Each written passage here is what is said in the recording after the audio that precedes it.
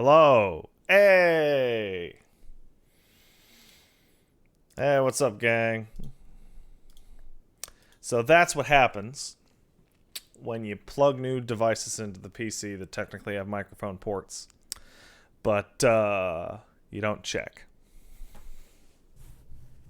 Ha ha ha ha. Ah.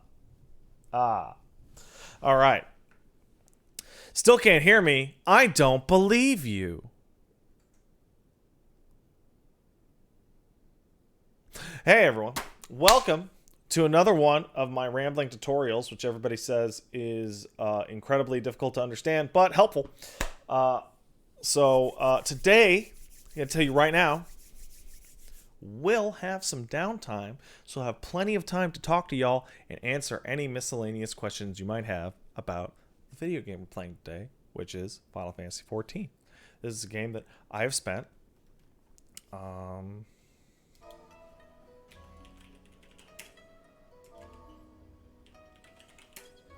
let's find out how much time by turning on system messages. Uh-huh. 192 days, 14 hours, and 15 minutes. Which translates to about 4,600 hours. That's not actually that bad. How do you check that? You type in /playtime. How much of that is idling? About 400 or 500 hours.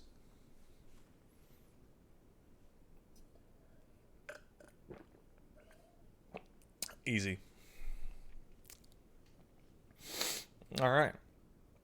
So, why do people idle? That's a really good question. There's a couple reasons why you would idle. Okay. So the number one reason that people idle is because they're lazy and they don't like to log out and log in. The number two reason to idle is you're waiting for Duty Finder, but that's necessary idling.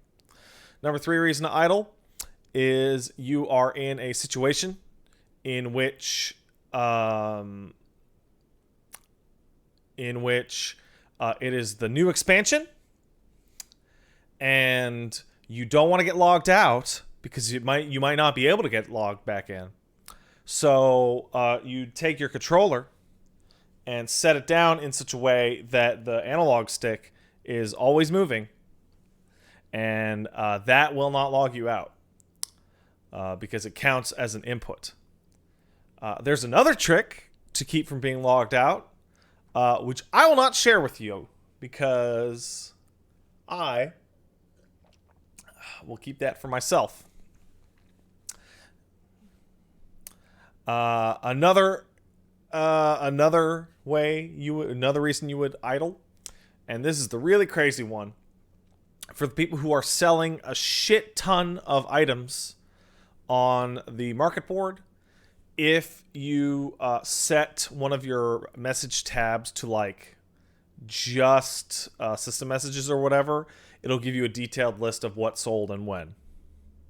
So I have buddies that put like 300-400 items up on the market board and then idle while they go to bed and have that tab open so they can log in and see, oh, what sold, because they're crazy.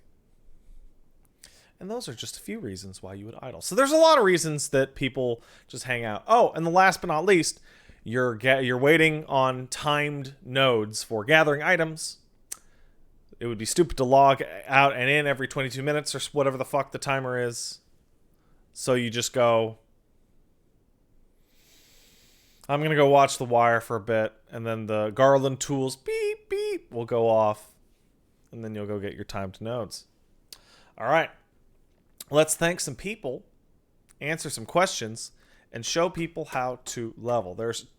There is two things we'll be learning today, and one thing we will not be learning today. The number one thing to learn is how to level your first and main character. That'll be a little bit. The number 2 thing is how to level up nearly all of your alternative battle characters. And what we won't be learning today is how to level up Blue Mage.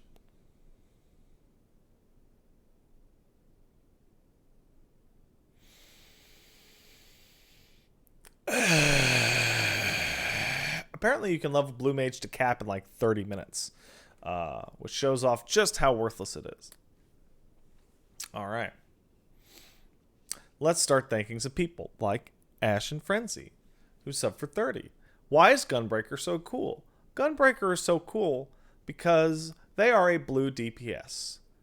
If you hear people refer to a blue blank, like a whatever, or a red blank or a green blank, that's because the roles of tank, DPS, and healer are blue, red, and green, respectively.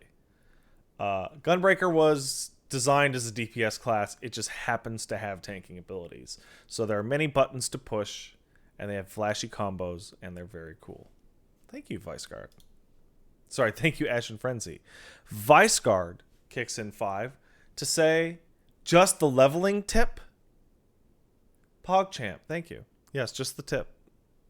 Just the tip. Also, this is going to be a little bit out there. Follow me here.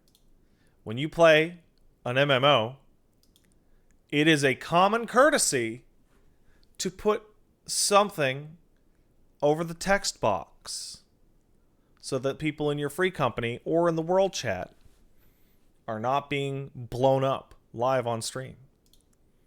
That's just a common courtesy. Just do that.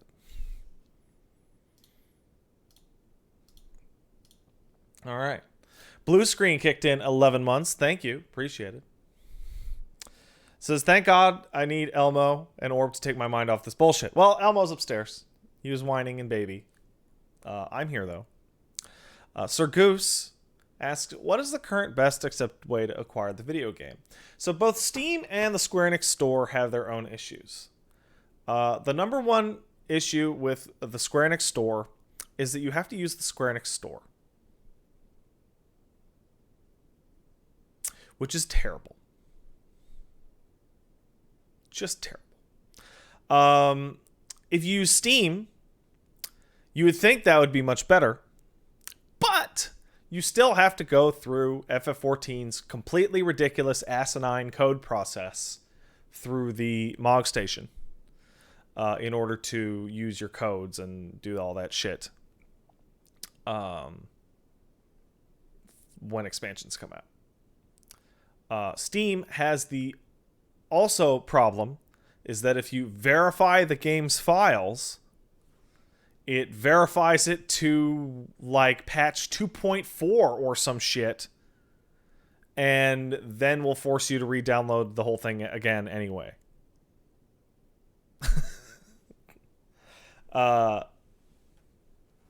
So pick your poison. Be aware that whatever poison you pick will be the version you are stuck on, because for some reason they are not cross-compatible. So if you get the Steam version, you have to always buy expansions for the Steam version, and vice versa. Personally, I bought it off the store because there's the slim possibility that the Steam version doesn't get support, or whatever. And I find it for MMOs to just get the official like direct version, even if their store sucks. Better Bard, sub for 22, says FF14 more like I'm in crafting hell right now, but I got the Moondog, so that's cool. What a great summation of like patch 4.4. What a great summation of that highly specific time, which you seem to be stuck in. Ninja Nope sub for 2 years. Thanks, Nope. Appreciate it. Piggly Juffs kicked in 7 months. Thank you, Piggly Juffs. Hey there, my favorite ginger gremlin. Hope you have a good stream, and wish me luck on my ventures into streaming, seeing as I'm a scrub with only a PS4 and no good PC. Well, my first stream was on a PS4.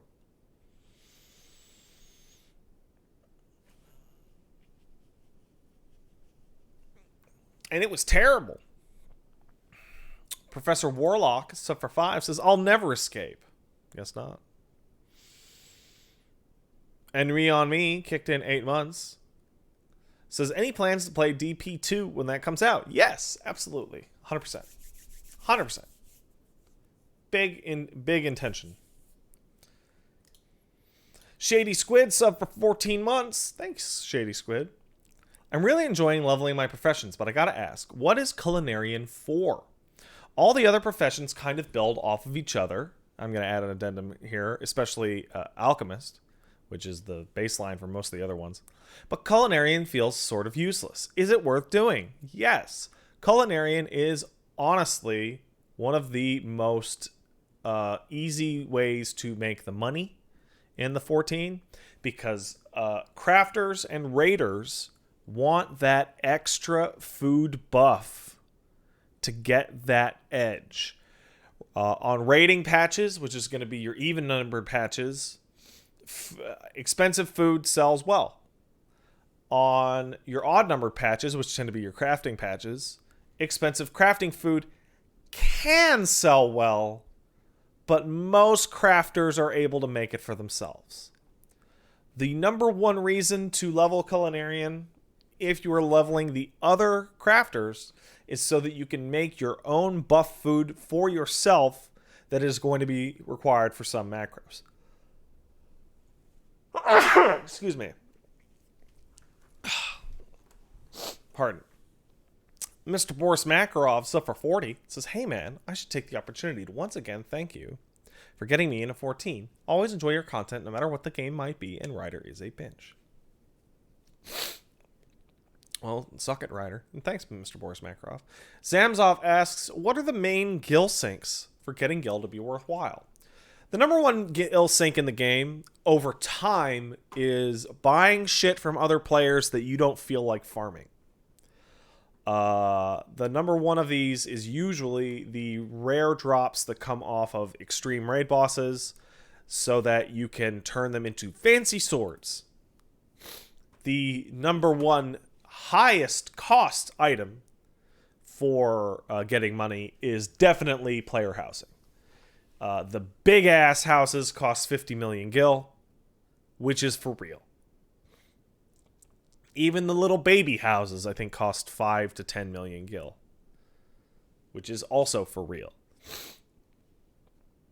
Good luck getting a house, though. Well, there's always more housing coming.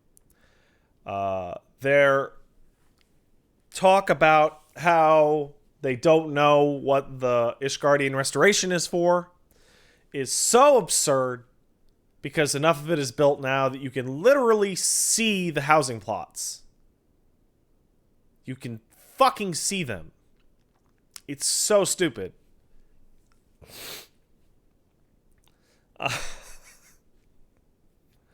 Enmaton, sub for 18, says, I have all the tanks at cap and want to level DPS. Which one should I do? That's... I mean, there's a lot of DPS. I need more than which one. For a melee DPS, you can't go wrong with Dragoon. I don't think there has ever been a time in which Dragoon was bad. Ever.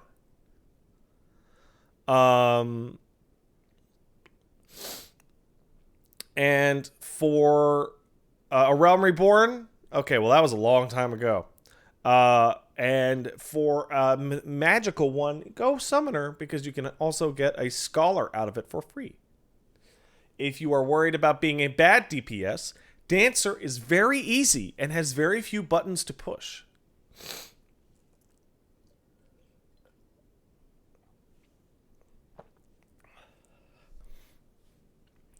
Let's see. Crimson Dio sub. Thanks, Crimson Dio. Appreciate it. Let's see. Lance Scorporal Cot Bukaki. I'm not even gonna try.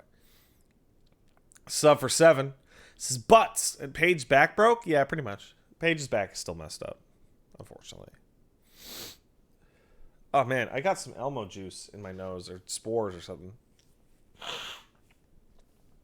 Gross. And you over NWR James, so for 20, says 20 months. That's right around how long this lockdown thing has been going on, right? Feels like it. Feels like it. All right. Coward Man kicked in 5. Thanks, Coward Man. Hey, Pat. I'm now officially an uncle. Now time to enjoy some 14 and learn the secrets from the man that got me addicted to this game. I don't like to use the word addicted when it talks about MMOs because there's totally MMO addiction. Into this game. I don't want anybody that I shilled 14 to actually get addicted to the game, you know? Because that'd be bad. Make sure you take your showers, gang. SW Vengeance sub for a year. Thank you, SW Vengeance. Sorry, SWD Vengeance. It's already been a year, and I just want to let you know how much of an inspiration you've been during these trying times. Well, you're quite welcome. Thanks for always being a source of entertainment and joy. Much thanks to Elmo. Thanks to you, I guess, Pat. Also.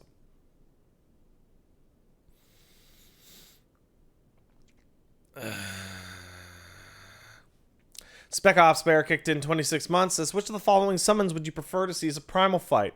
Magus, Sisters, or Anima? Definitely Anima. Also, thanks for background noise for grinding my minor relic. Those things are stupid. But they're shining, I guess. Tiz86 gifted another sub. Thank you, Tiz. Appreciate it. Star Otter kicked in 13 months.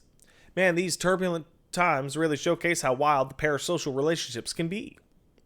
Well, at least I don't have to worry about that. Isn't that right, Pat of Pat Stares At? I say as I slide $5 over the table. Why, thank you, sir, and good friend. That is Star Otter.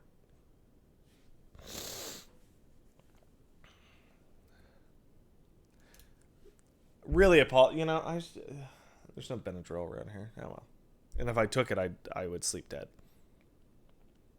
Kyber kicked in 14 months. Says, man, outside of weekly raid nights, I just can't force myself to play 14 over PSO2. Despite the fact that 75% of my PSO2 playtime is jumping circles around the lobby. 5.3 can't come soon enough. Need more to mindlessly grind for. Well, I mean, that makes sense. The 5.2 patch cycle has lasted for an extra 3 months. It's almost at 6 months now. COVID really threw a big old wrench in there. But they have announced that 5.3 is coming on August 11th.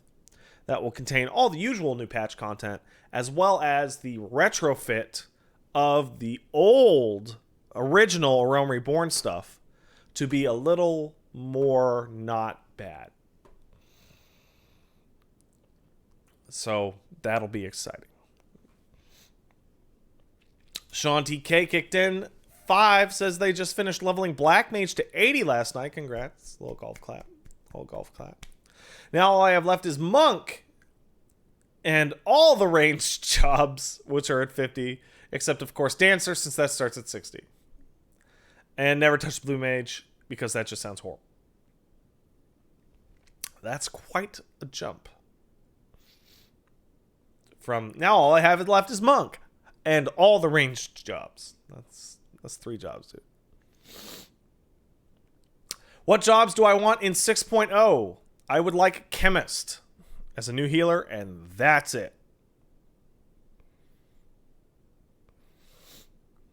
All I want is Chemist.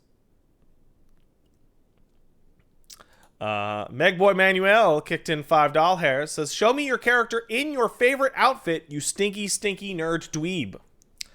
Also want to just snitch on Mothman. Moth's usage of rescue is super trolly. I was running Copied Factory the other day with him, and he kept rescuing me into shit he smells. Yeah, that's about right. That's about right. All right. Somebody, I saw somebody say something stupid. Man in the red asks, when's the calculator class getting added? The calculator class is already in 14. It's called Arcanist.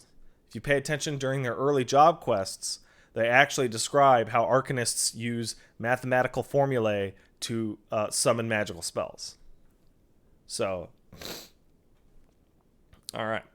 Let's do what Megboy is yelling at me to do. Hold on.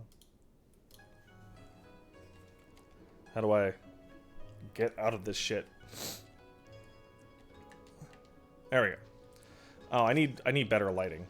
This is okay lighting. Oh, I wish I had decent lighting. But yeah, is there a way I can get like?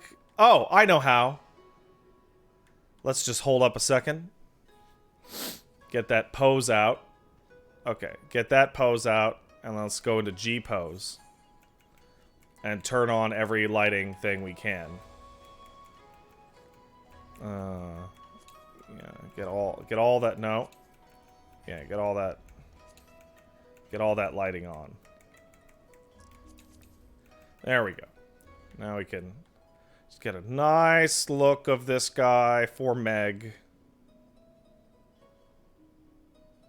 Let's move this over here. There we go. He can go and watch this VOD to his heart's content. I'm very happy with the sword in particular. I love this sword. It's very pretty. FF14 weapons. I remember seeing an artist on the YouTubes. Sorry, not on the YouTubes, on Twitter. Go, hey, why do you use... Wait, was there no sound on that?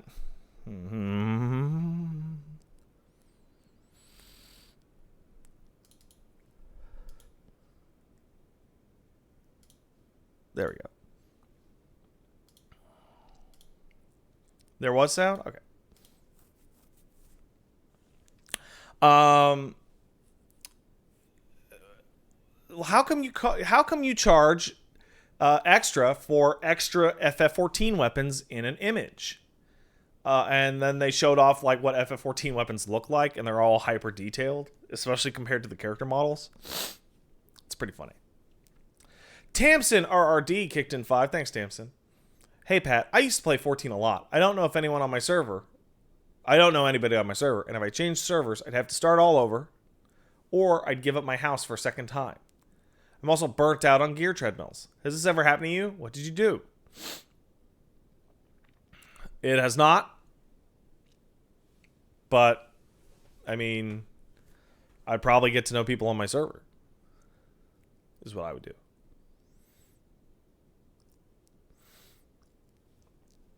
Kai9 kicked in 5. Thank you. Hey, Pat. Given how 14 acts as a sort of amalgamation of Final Fantasy story patterns, which Final Fantasy game or trope do you hope they focus on in the next expansion? I'd like to see more direct Garlean Empire interaction with not Garland and an FF2 inspiration. I have a sneaking suspicion where the next the 6.0 storyline will be going to Garlemald and solving that problem. So yeah, you're probably right. It'll probably be FF2-ish, and Xenos will turn into like the God Emperor from 2 or whatever the fuck. Aurora sub, thanks Aurora. Red91 kicked in 500 bits, says, PSA for the community, control the Mikode population to have your cat spayed or neutered. Regardless, here's some support for the VODs. Why, thank you. Appreciate it. Katashi, sub for 9. Hey, Pat, 3/4 of the way there. So what do you think of Evo this year? Much love. We'll play 14 once I build my PC. What Evo?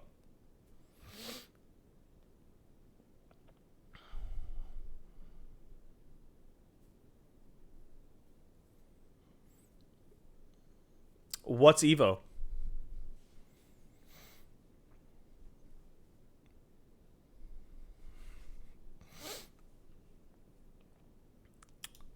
Zemna Hort kicked in 40 months. Thank you. Yo, Pat, no questions. Just appreciate your stuff while not feeling well. Oh, I'm sorry. I hope you feel better soon. Danny Penguin kicked in 15. Thank you, Danny Penguin. Thanks for introducing me to 14. I was playing on and off since this time last year, and your streams and advice on Twitter helped me cap my main job. Dark Knight, good choice. Good choice. I'm excited to learn how to level my alts more efficiently. Please give Elmo a pat for me. Pretend Elmo is here.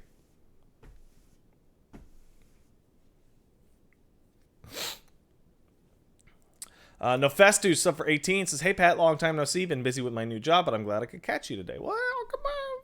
Come on in. Come on in. What is this? It's like I'm doing a... What's that dance?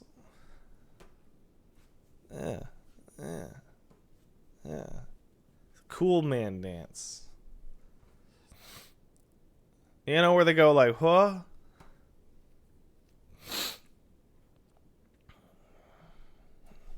I don't know. No, stream's just starting up there. Millie Rock. That's what I'm thinking of.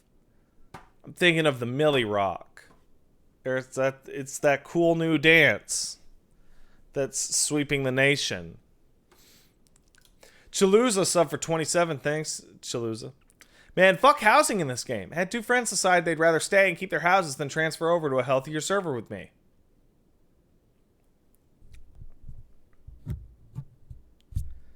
You know, you don't have to move servers, right? You can. It's just data centers now. Strident kicked in 10 to ask why I'm so stinky. I took a shower this morning, so I can guarantee that I'm not stinky. Eat shit, Stride. Facetious sub for 19 says, be not afraid to dab on the fools before you. Dwarven Gaving sub for 7 and Flight of Wings sub for 18. Thanks, guys. Republic of Views sub for 14 says, hi, Pat. Working on melding my crafters. So far, it is awful. This might sound facetious, but trust me. You have no idea. If you're melding your crafters now, you have no idea how bad it used to be. Until you have bankrupted yourself from a starting point of 50 million gil trying to meld your crafters. Because of just the worst luck ever. Kinda Shag kicked in 5. Says, hey Pat, I got into 14 a few months ago. Red Mage is cool because it gives me the good boy buttons and allows me to dress up like Lady Maria. Insert the ver pun here. Have a good one. Thank you. I think that's very good. Ha!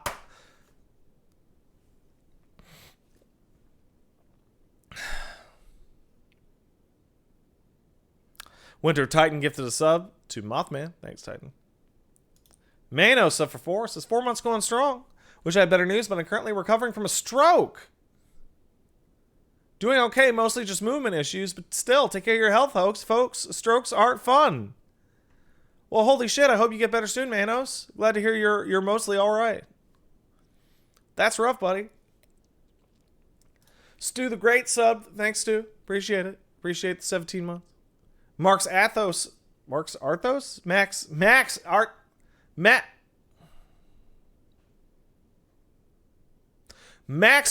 sub. Thanks, Max.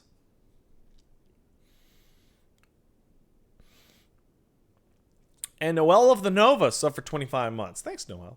Says, I got into 14 because of you, and it's now easily my favorite MMO / forever game. Though I doubt you'll be happy to hear as I play a Lalafell, I just like playing short races. Ah! Boo potatoes. Boo. Boo potatoes. Alright. Hey guys, I'm going to take a second and like blow my nose and hopefully that helps a little bit. I'll be back in like 90 seconds.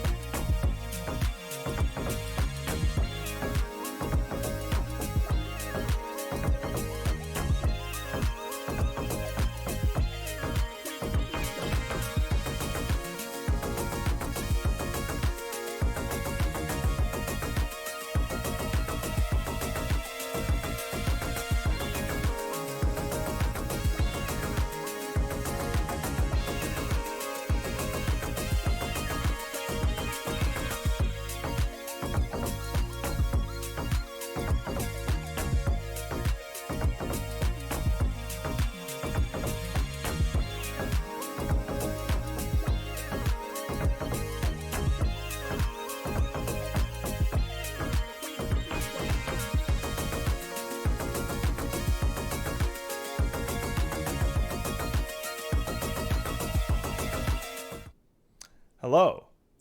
Well, that probably only helped for a little bit, but I managed to get a glass of water at the same time.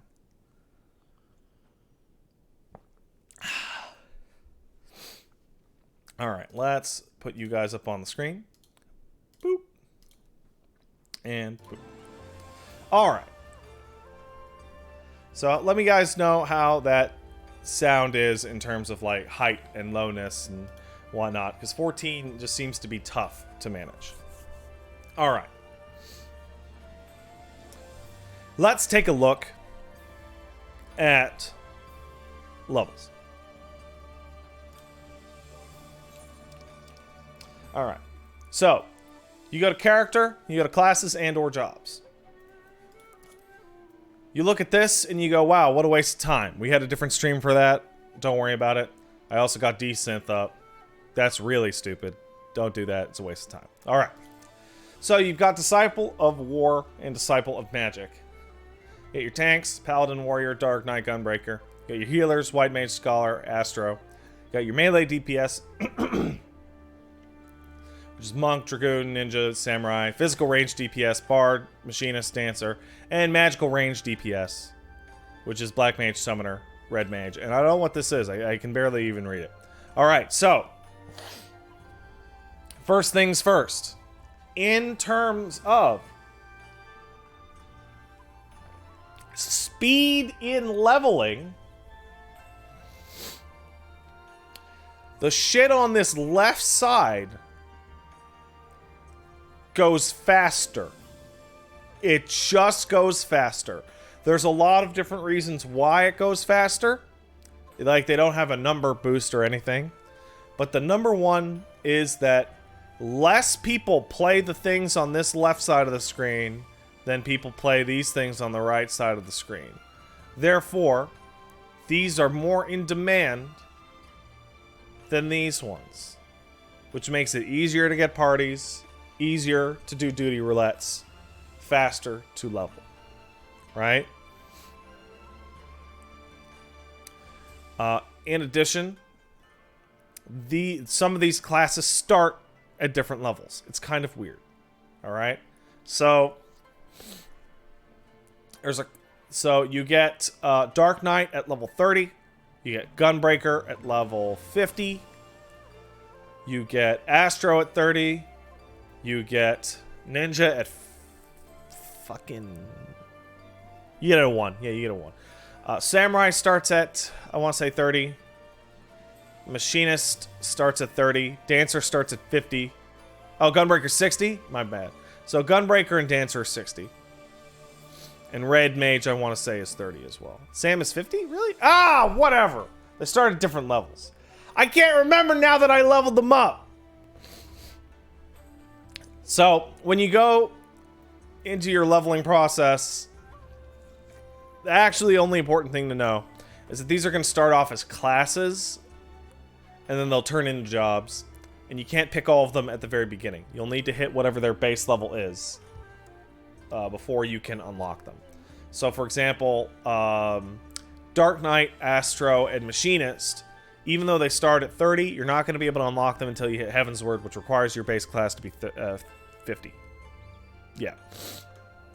So, of your starters, you can go Pally, Warrior, White Mage, Scholar, Monk, Dragoon, Ninja, Bard, Black Mage, and Summoner.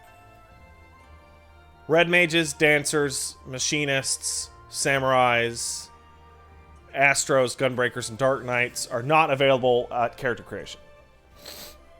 It's kind of lame, but that's how it ended up working out. They're not a starting class, they're unlocked at level 5. That's close enough. Or 15, whatever, that's close enough.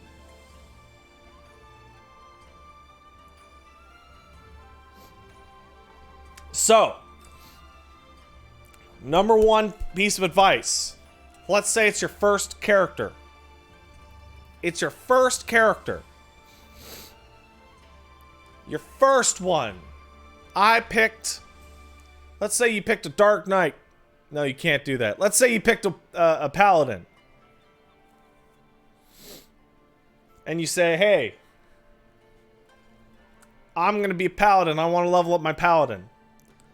My number one piece of advice, no matter when you start the game, is you take that paladin and you level them to the fucking level cap. All the way to the level cap. Why? So I've seen people go, hey man, I got my pally to 50, but then I'm going to get my warrior to 50 and I'm going to do it like that. Don't do that. That's stupid. There's two reasons. One, main story quests, particularly main story quests that are not current. So, Realm Reborn stuff, Heavensward stuff, and Stormblood stuff now have been modified to not just give you a shit ton of experience like they did in the old days. They will now give you a stupid shit ton of experience.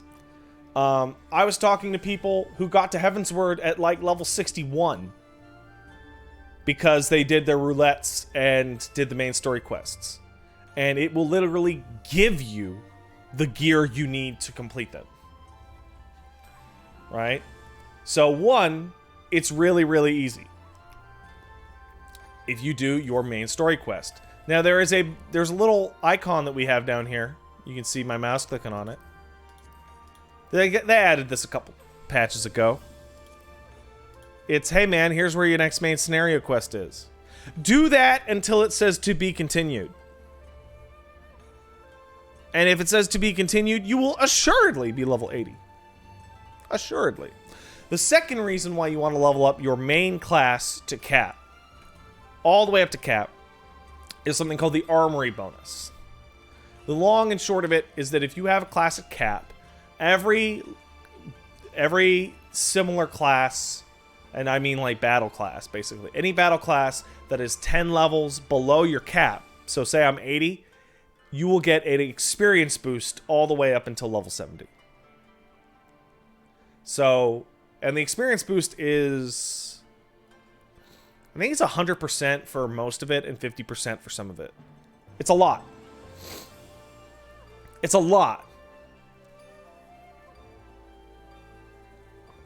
Okay? So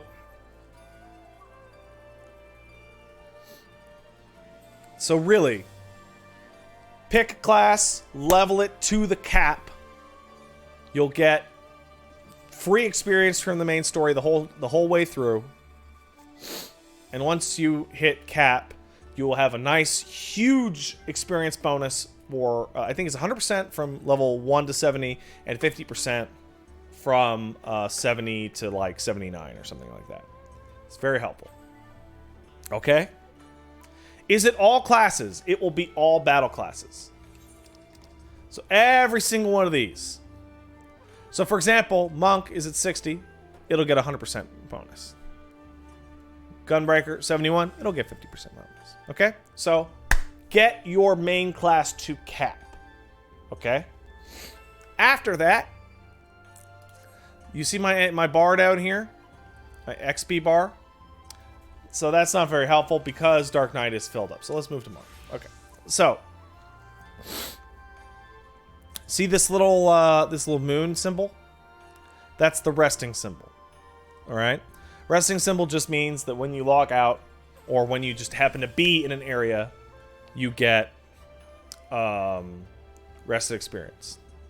Rested experience gives you a 50% experience buff. And rested experience works in a goofy way because it is a percentage of the bar. It's not based on a number. So one of the dumbest things you can do is use up all your rested experience on a low-level character. You want to use all your rested XP on the highest level character you got because it will last longer, it'd be worth more XP. Long story short, always log out in a town or a housing area or whatever so you get this thing. Okay? Somebody asks, should I ignore side quests instead of doing main story quests? Main story quests will not often give you all of the XP you need. it'll give you like 90% of the XP you need. So feel free to do side quests as you desire. In addition, there will be side quests that instead of a yellow exclamation point, they will have a blue exclamation point with a little plus sign next to it.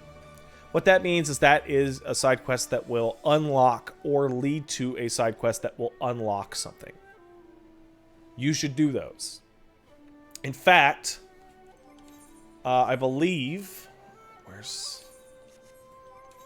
There is a quest in Mordona that I have that I can show you guys that has a blue unlock because I haven't done it yet. Saluko asks, do race stats matter? No. Alright. So, perfect example. This is a quest you can't do. Why? Because I'm not level 80 Gunbreaker. This is a unlock quest, but the little circle thing means it's repeatable.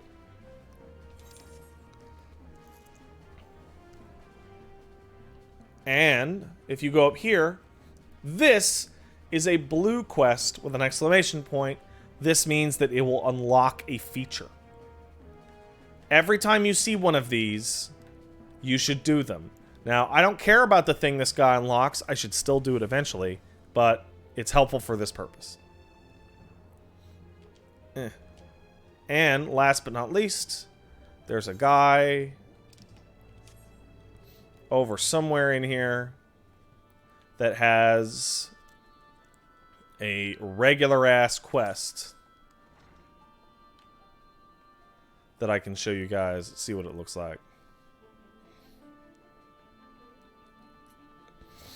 Should be up on the balcony, I guess.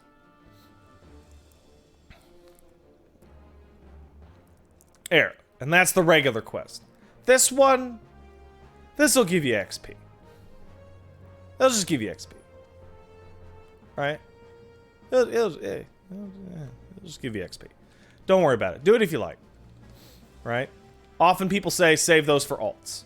Which is what I did, and now my game is filled with side quests everywhere. Everywhere. Alright.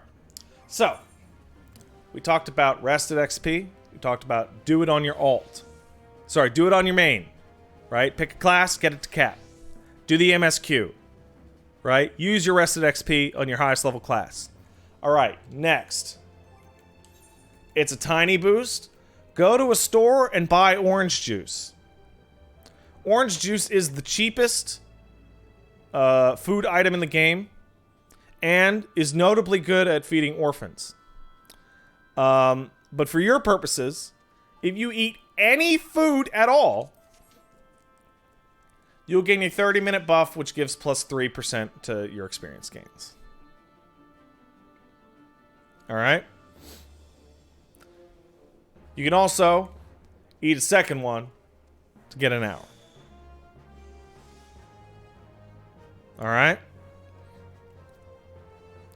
This is helpful. Alright? It's just a little bit. It's just a tiny bit. But that 3% will tally up to hours and hours by the time you hit level cap. Particularly if you hit level cap at on all your classes. Alright? Okay. Last but not least, for just straight up experience buffs. I know this is gonna hurt many of you. But make some friends. I know! I know! I know. But this is an MMO. And you should probably make some friends. Alright? The reason which is very simple. When you join a free company, you gain the access to free company actions. Free company is like a guild. Okay? There's a lot of those actions. Makes food last longer. Makes teleport costs less. But the one that you actually really want, it's called Heat of Battle. Heat of Battle 2 increases your experience from killing enemies by 20%. All right? It's useful. It's good. In addition, let's say you want to level up your monk. Unfortunately, queues for your roulettes can take a while.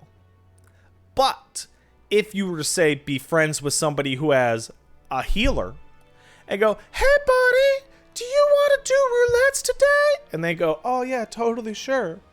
Then you can get an instant queue off their back. So, join a free company to get the buffs and make friends with at least one tank and healer.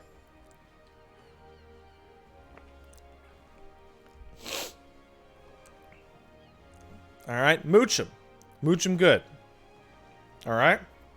On top of that, if you pre-ordered a Realm Reborn... No, not a Realm Reborn. If you pre-ordered Heavensward or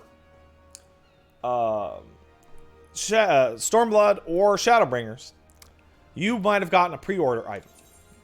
That pre-order item for Shadowbringers, for example, is this Aetheryte Earring. As you can see, it increases your XP by 30% when you're level 70 or below. Put that on, never take it off until you hit 70. Alright? The combination of all of these little buffs means that in some circumstances, you can be getting 203% experience. Okay? That's a buff. That's a big old buff. Okay? That's a lot. Now, if you don't have any of those, there's something that you should do anyway. So let's go ahead and show that off. As part of the main story, you will be going to your first dungeon at level 15. It's a dungeon called Satasha. It's a little pirate/fish dungeon. It takes place in Limsa Lominsa. Alright. It's very nearby here. You take the Aleport, Aetheryte there. Alright. So there, in that little hole over there, you can see that is where Satasha is. A couple patches ago, they added this place. This is the Hall of the Novice. Even if you have played the game for a while, if you have not been here, I highly, highly suggest coming down here and doing everything in here. Alright? The Hall of the Novice is very simple. It is a series of tutorials that will tell you how to fucking play the game. It will tell you about positionals. It will tell you how to avoid AoEs. The basic of the basics. You will also get some decent gear if you're level 15. And if you complete, I think all of them for a class, or maybe all of them in total, you will get a brand new ring, which gives you like, I think it's a 10% experience or something like that, up to level 30. Okay? So, come here, talk to this guy, do them. It's good. People will appreciate it. 30% till 30. That's great. That makes it go very fast. Okay? So now, you're drowning in experience buffs. Right? You've got your food, you've got your armory bonus, you've got your fucking ring and your fucking friendship circlet and your fucking earring and your all this shit that is just juicing your XP to hell. Alright? It's juicing it. Then what you're going to do is you're going to type in your free company chat. You're going to go, hey, does anybody want to do roulettes?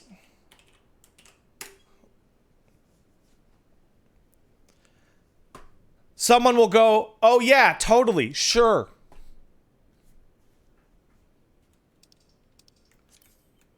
You'll then invite them. All the better if they're a healer.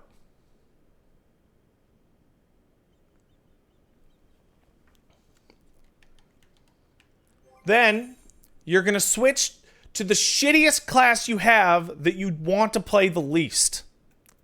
Which in my case would be Monk.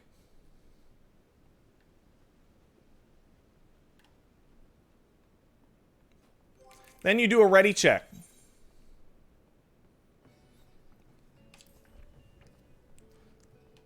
Then you go to your roulettes. And here's where it gets important. There are roulettes that matter and roulettes that don't. Right? Here are the roulettes that matter. Main scenario. It's piss easy. It's childishly, laughably easy. Takes 30 to 45 fucking minutes for real. Many of these are unskippable cutscenes. It will give you a whole level. It will give you a whole level. Every time. I swear to God. Unless it's the shitty one. There's the short one that's a half hour, and there's the 45-minute one that gives you a whole level. So you really actually hope for the long one. After that, in terms of XP per minute, you have Alliance. After that, it's leveling. Then Trials takes like 2 seconds. And then maybe if you want the tomes, 50, 60, 70, that's just a fun one. But yeah, anyway, you're going to queue up for main scenario. Now, if you have a healer or a tank with you, that will happen every time. Every time.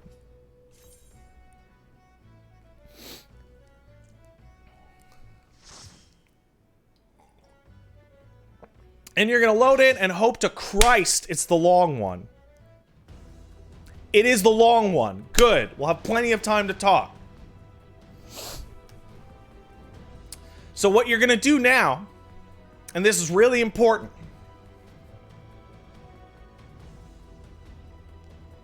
You're going to load it, you're going to pull your phone out, and you're going to start shit posting on Twitter. All right? Now you're going to have plenty of time to shit post on Twitter. All right? Because there's very little you have to do here. Alternatively, you could talk to the chat if you're streaming.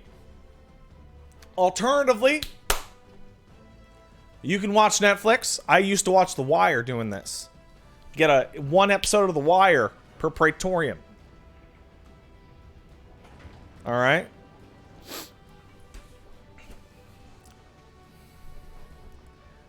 Is the spoilers? Oh yeah, it's huge spoilers for the 2.0 story.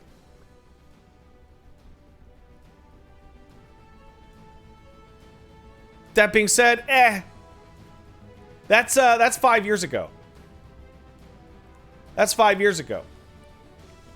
Now here's the button combination you're going to want to hit on a controller so that everyone likes you. You ready? Select Select RB.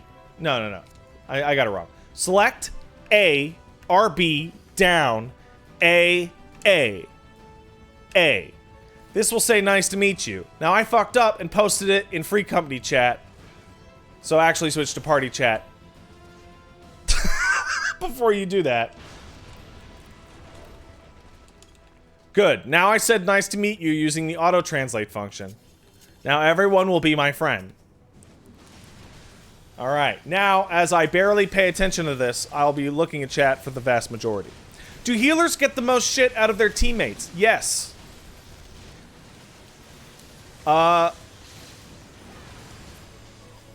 Think of it this way.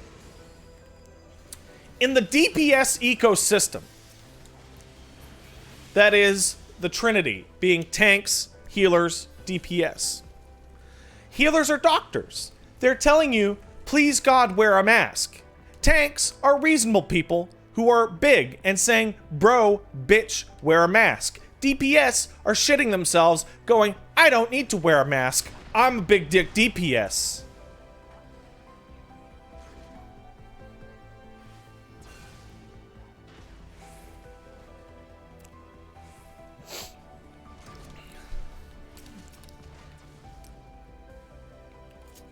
Right now, I am big dick DPS. What does this mean? It means I don't have to pay attention or hit any of these enemies. If you get Praetorium, don't attack any of these enemies. The tank will pull all of them. Then you get to this part and you sprint. Why aren't we fighting the enemies? It's very easy. Because you don't care about them. They provide shit experience. You want to get to this transporter and just skip them. These ones you can kill though.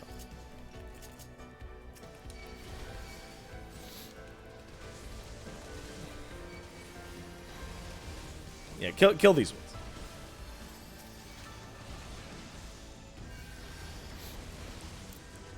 I don't know what's taking everyone else so long. It's kind of embarrassing. I'm kind of embarrassed for all of you. It looks like they're actually fighting them. What a bunch of maroons. Me and Strident in his fancy, incredible bunny coat. That is a gorgeous Los Algan coat. Have correctly gone ahead. And now that the cutscene is here, now we get to talk to chat. Alright, let's thank some people. Coward Man kicked in 5. Thanks, Coward Man. Clarification, I'm not addicted to 14, but it is a game with the second most hours of any game I've ever played. I'm still loving it. Dragoon is fun class. It is a fun class. It is a fun class.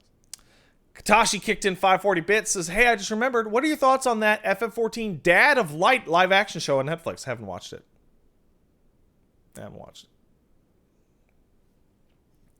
So somebody's asking, hey, what's up with the unskippable cutscenes in an MMO? Well, let me tell you, it's a really bizarre situation. So, Castrum Meridianum and Praetorium are 2 instances that are really long and have tons of cutscenes in them. They're also really old, and they were never, no encounters were ever designed this way again, because what happened is new players have to do them because they're part of the main story, but old players would go, fuck that, I don't give a shit, I got it in my roulettes, I'm going to skip this cutscene. What would happen is that if you were a new player going, I don't know what I'm doing, I'm going to beat up the bad guy, you would get cutscene daisy chained to death. You would actually load in, get into the first cutscene, this cutscene would trigger before the other cutscene was done, and you would never escape from the cutscenes. In fact, you would get into a weird situation in which they would be showing off the ultimate weapon, and you'd be like, oh boy, can't wait to fight the ultimate weapon. And then you would get the message that you have completed the dungeon.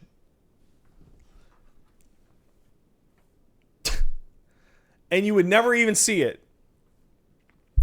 So they were like, this is a terrible, terrible new experience for new players. So what they did is they made the cutscenes unskippable. And everyone was like, what the fuck? This is terrible. I'll never want to do this. But then they made it give by far the most experience of any activity in the game. So even though it's 45 minutes, which is about the cost of 2 dungeons, it will give you almost entirely a full level all the way up to level 80, which is like 5 dungeons. So what happens? Everybody does it every day and shitposts.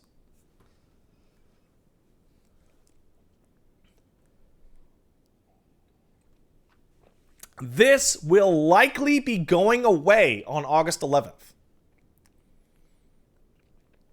They are likely, I think, going to turn this into a solo instance on August 11th, and the MSQ roulette will disappear in its current formation. They said they won't change it. That's crazy. That's bananas. So, fun fact, if you play the game in French or Japanese and are part of this party with English players, you will actually exit the cutscenes faster anyway and still be able to cutscene trap people. It won't be quite as bad as the old days, but it's still pretty fucking funny.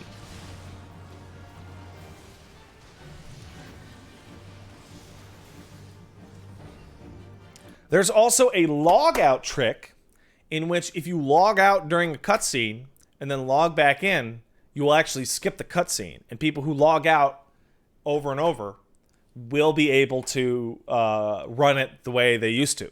But one person is not enough to defeat the enemies. You need 2 or 3.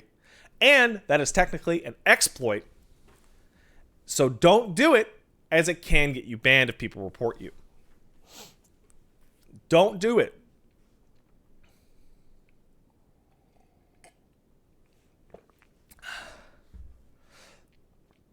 Broand kicked in 5 months. Thanks, Broand.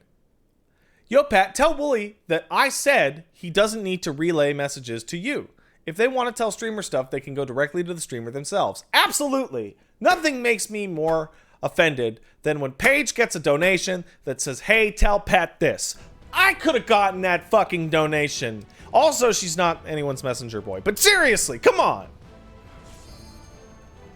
Come on. That's my message. That's mine.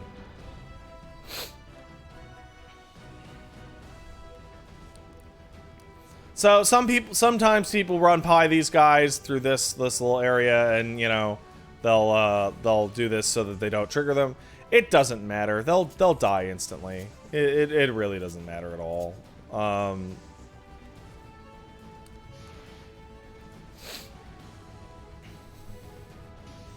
So just go on ahead and run to this part. Do whatever AoE you have at 50. Probably not much, but they'll go down pretty fast.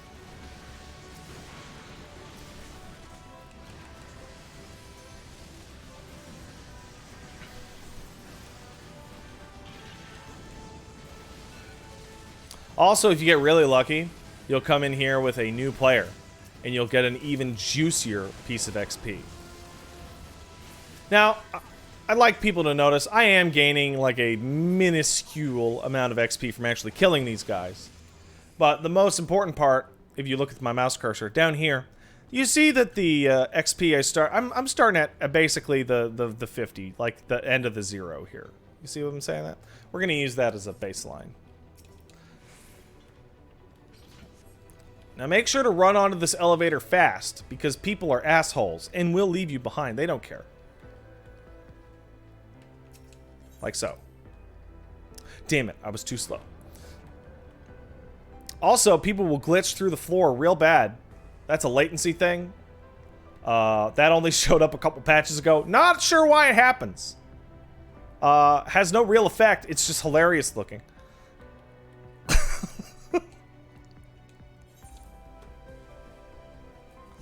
Alright, back to chat. Alright, Ranryu kicked in 25 months. Thanks, Ranryu.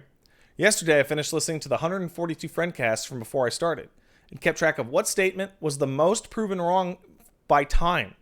For a while, it was your statement that Capcom will be dead in 5 years. 5 years between RE2 and DMC5 came out. That was wrong.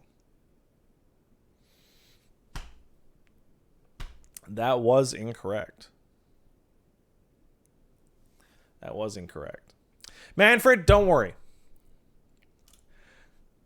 Ranryu kicks in another 5 to continue their message. But that was usurped when, after Wooly and Redacted saw him at the Game Awards, you said that Cliffy B's pretty cool.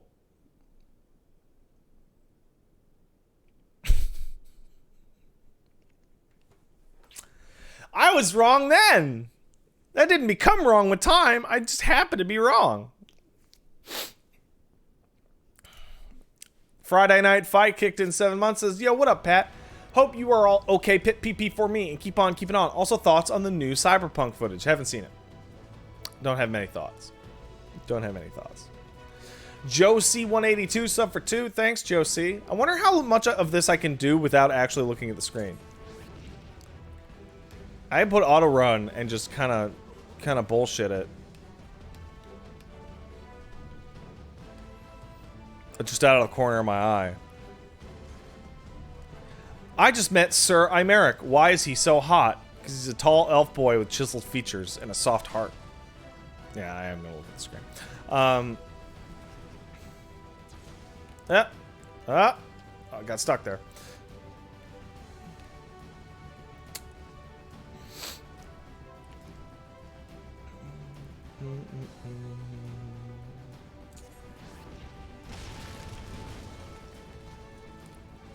Why is Estinian sexy in a kind of rat way?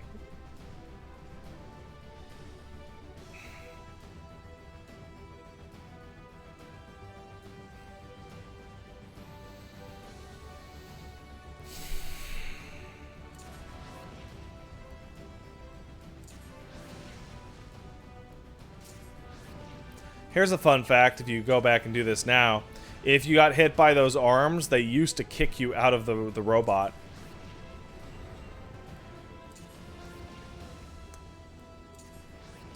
It was very annoying. Very annoying. Quecklane, relax. We gotta go through things in order. Okay.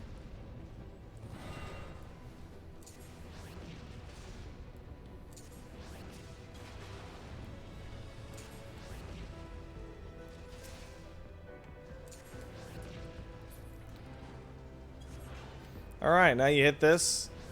You get ready for the second longest cutscene in the entire thing.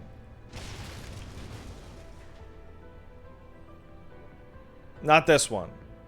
The one afterwards. How far am I? Maybe 140 levels.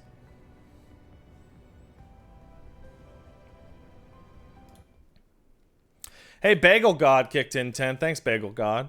Got my first ever job, so I can finally make you read my dumb bullshit. You got me into 14 as my first Final Fantasy game, but after I finished playing through FFT so I could enjoy the 14 Evilist raids, and both are great.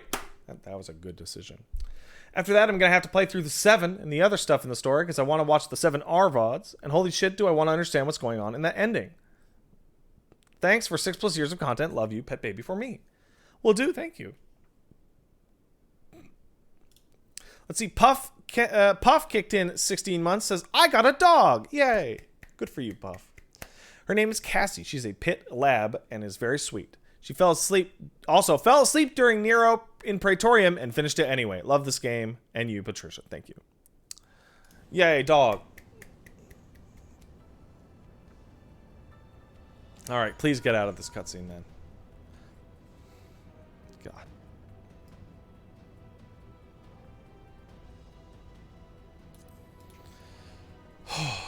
Really get ready to fall asleep on this one. So that one's like a minute. 2. Alright.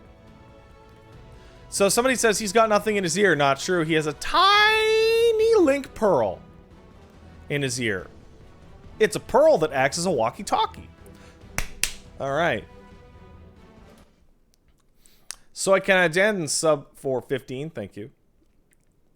Polite Noob used 500 bits, says mask wearers adjusts. You don't pay my hospital bills.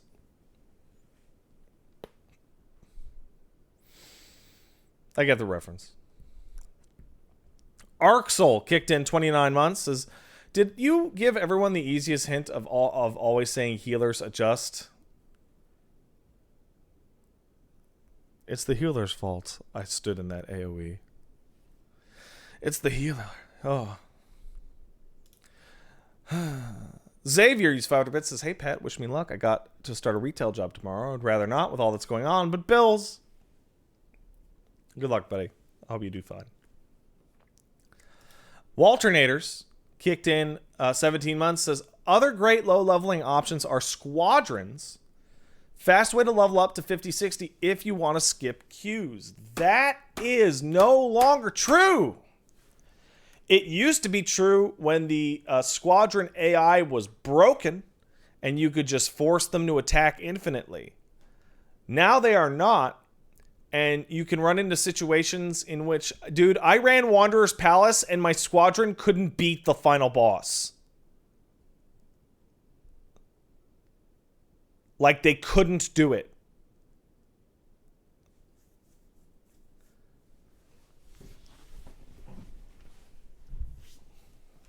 Like, squadrons would be the dead last way I would recommend anyone to level.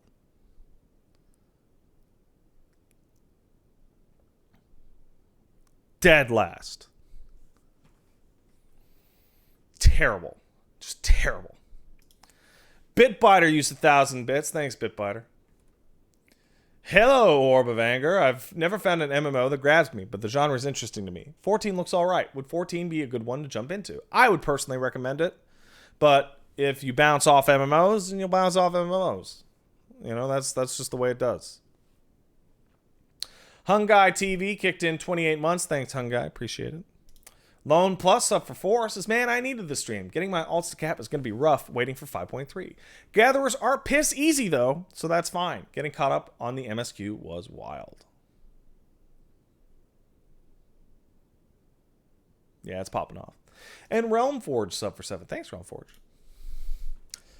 Okay, fair enough. Guild hests are worthless. Guild hests are worthless to the point where I had forgotten they were in the game. I had forgotten they were in the game.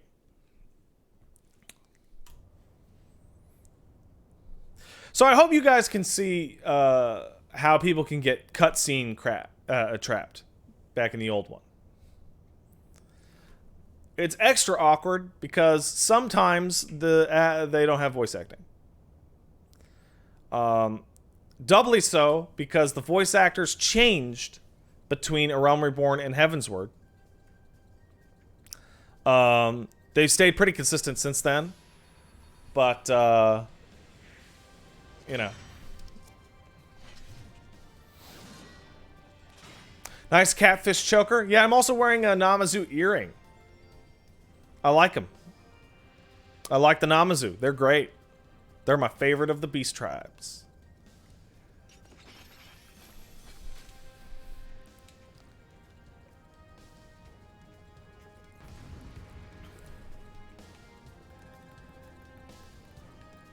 All right, we did it.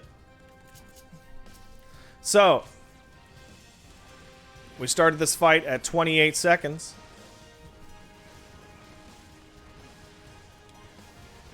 How long will it actually take us?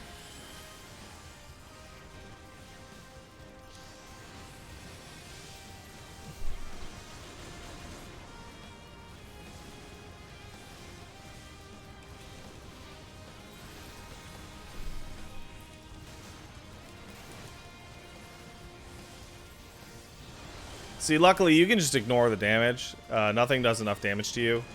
It really doesn't matter. Oh, we're coming up on 45 seconds. Oh, man. 30, not 38. Wow, that took 50 seconds. And back to you guys. So you can see what I mean in that this is piss shit easy. But you're going to get a lot of experience. You're going to get a lot of experience. You trust me on this. It is worth it. It is worth it. I sometimes play Runeterra during this. Talk to people on Discord. Edge myself during the cutscenes.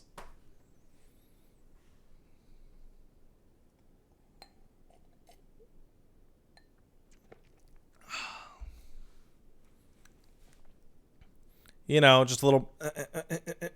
Oh, cutscene's over. You know, just a little.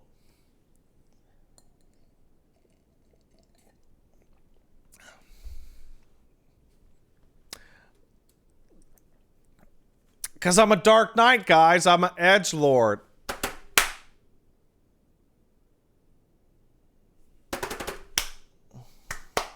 All right.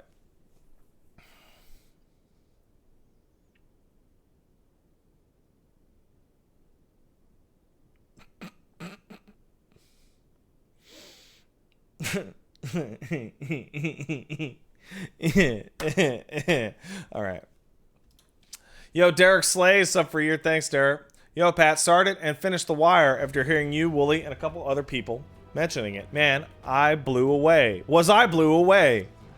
I think it ruined police shows for me because Wooly was right. It does make Law and Order look like shit. A little bit. Watching watching The Wire a couple years before it became obvious how laughably corrupt the police were was really eye-opening. Because in The Wire, the police are laughably corrupt and incompetent. And it is so on point as to be documentarian in its scope.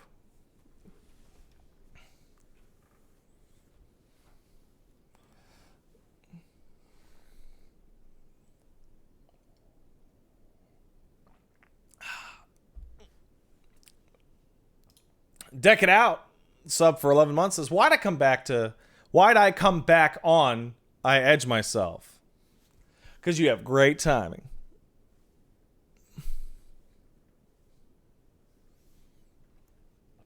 That's why. Great timing.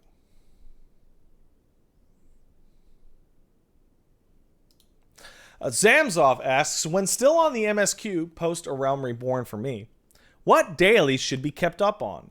There's so many dailies that I don't have time for anything else. I will go into that after this. But if you're doing the MSQ and you're not having trouble with leveling, just keep doing the MSQ. Don't worry about dailies. They really don't matter. The instant you hit a leveling lull, do a leveling roulette, do a main scenario roulette, do an alliance roulette. Do a trial. Right? Do some beast tribes, which we'll go into in a second.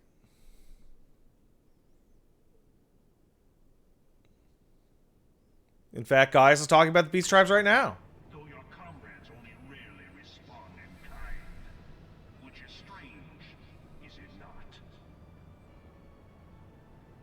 Are the 12 otherwise engaged? I was given to understand they were your protectors. So he's talking about some 1.0 shit. Don't worry about that. Realm Forged used 1,000 bits as a hi pat. Thanks for being one of my main inspirations to start streaming. Any tips for a beginner?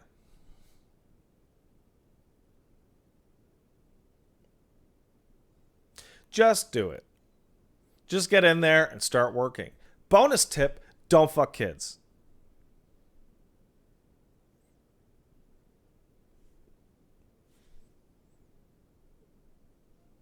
Just don't. Just don't. Just don't. Now you might think that's self-evident.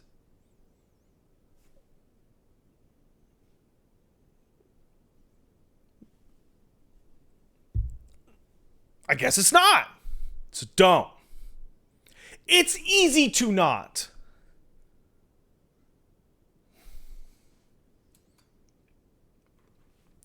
JD Lars kicked in 20 months. Thanks, JD.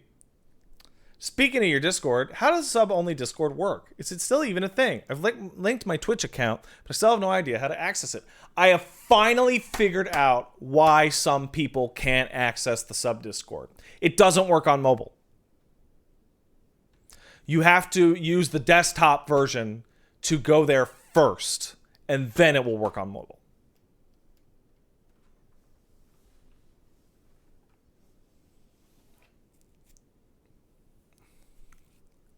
Why is it like that? I don't know. Gelatin Boy, sub for 17, says, what we grinding today, y'all? We're grinding Monk and Machinist primarily. Thank you. Guys, are you almost done? Looks like he's almost done. Sorry it doesn't work on mobile, ooh woo. That's an official message that I received from Discord. Sorry, it's a bit fucky wucky. We'll get our team of ninjas on it right away.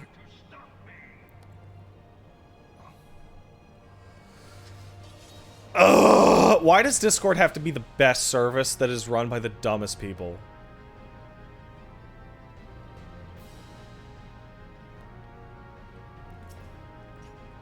Wow, you talked a lot of big game there, Gaius. I bet you're gonna kick our butts real good. He's gonna get us. Guys, he's gonna get us.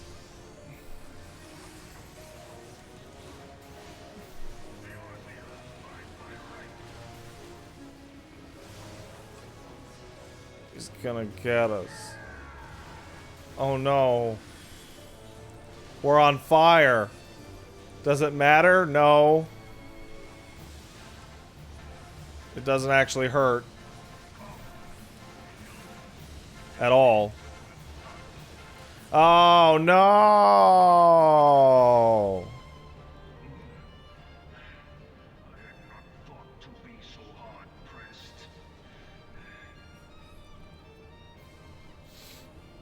Oh, man.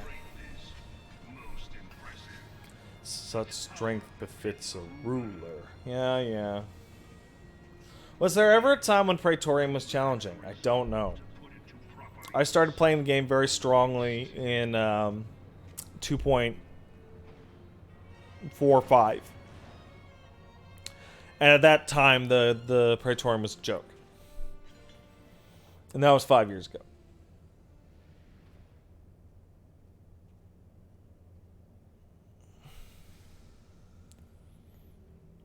On release, it required attention, but that's it. So no, it was never tough.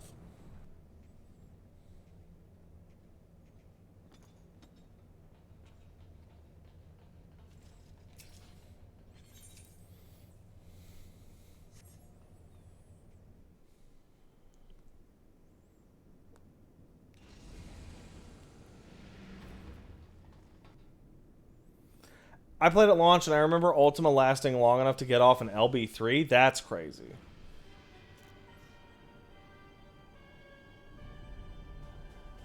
I do remember the accuracy stat. What a piece of shit that was. What a piece of shit.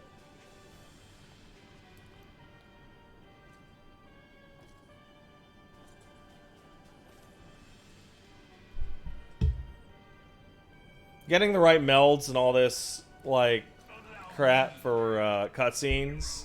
Sorry, not cutscenes. For accuracy was so awful.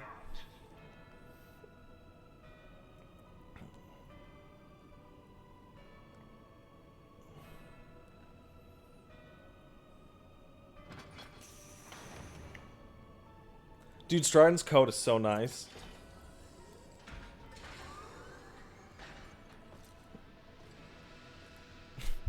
It's really nice.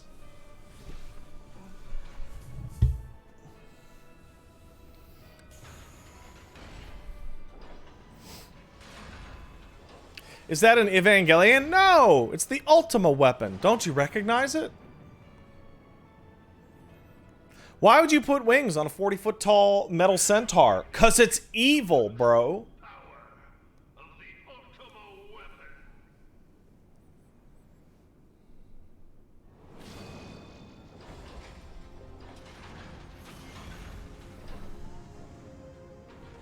Oh, it also can fly. Yeah, that's true.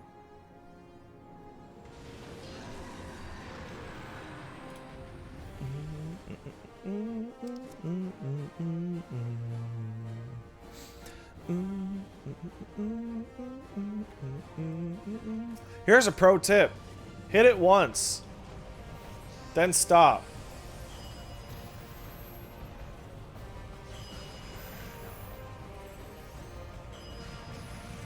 See, this fight has a gimmick in which he has a damage up and vulnerability down buff.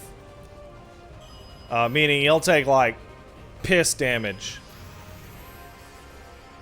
He'll take piss damage. Till Heidelin starts to talk to you. Then she takes the piss damage off.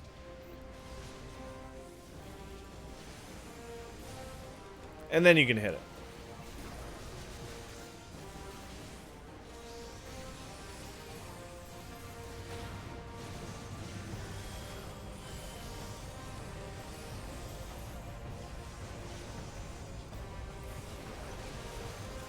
God, I hate Monk. Yeah, I'm playing with a controller. Never stopped me before.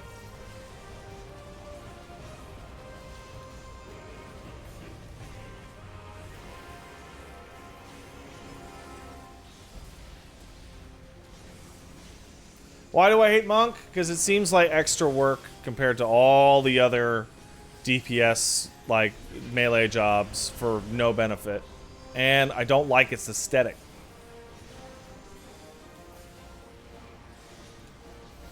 Like, I don't think the punches and kicks are as cool as nearly anything that, like, Dragoon does, for example.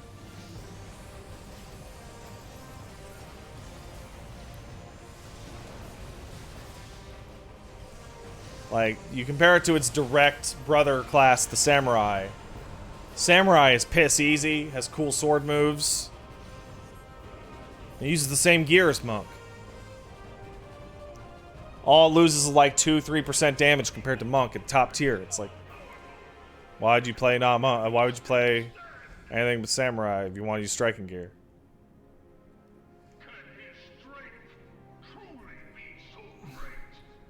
Daxalog asks, when's Mathemagician being added? Ignorant to the fact that Arcanist is a Mathemagician.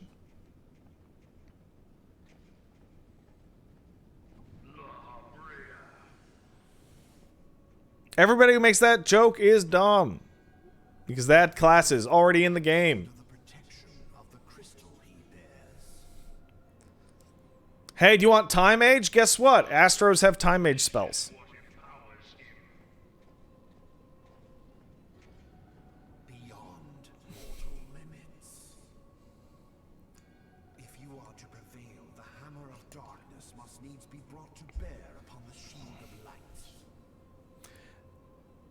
Oh, wait, did they take them away? For the ultimate weapon is host to a power of which you are as yet ignorant. Speak plainly, Asian. Because I remember they had, like, time dilation as one of their buffs. And they do have gravity. The weapon's core, an enigma whose surface even the vaunted scholars of ancient Alec failed to scratch.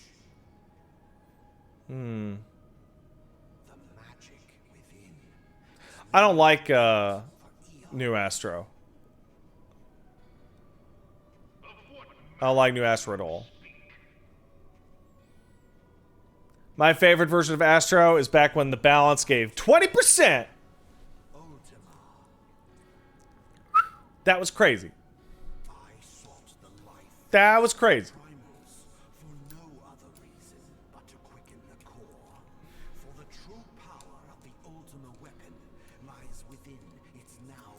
Is everybody ready for Gaius to say the line? I want everybody to know. Hey, everybody get ready. Say the line, Gaius.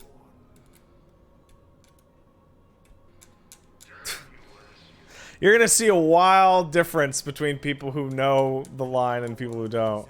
Wait for come on, chill, everybody, relax. We gotta wait for Gaius.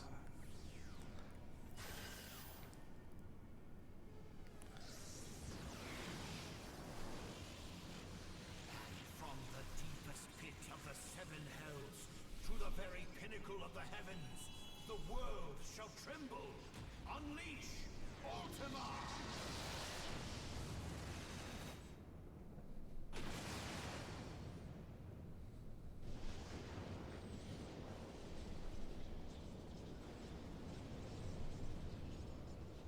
Say it. Say the line.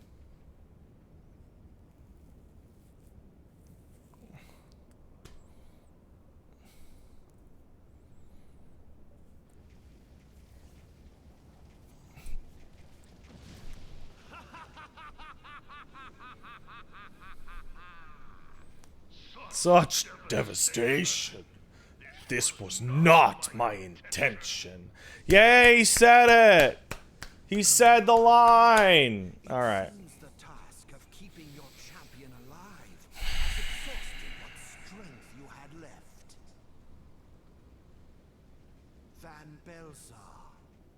enemy's shield is broken. Why is that a meme? It's in the middle of this cutscene that everyone has to watch, and it's just kind of awkward. It's just kind of awkward. But first, I must deal with you. The question of who is mightier remains. But you're cheating with a big robot. Come, adventurer. Let us find the answer together. He's cheating because he has a big robot.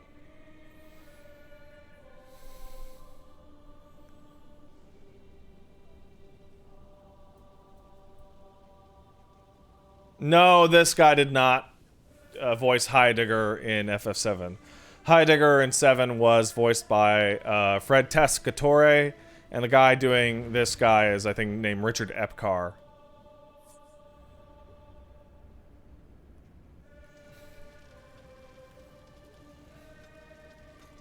Oh, let's do it. We're gonna do it. We're gonna hit him. We're gonna hit him.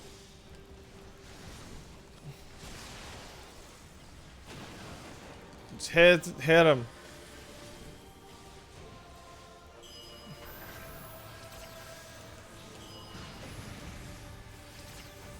You just punch him. So, what really sucks about Ultimate Weapon is that he has a incredible boss fight track that is about 4.5 minutes long and takes 1.5 minutes to start up, which you don't get to hear anymore. Ever. So that's startup 1.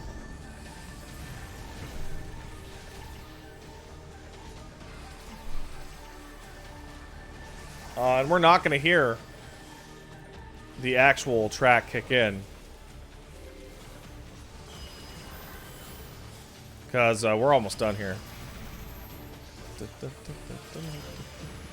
And he's about to teleport. There you go.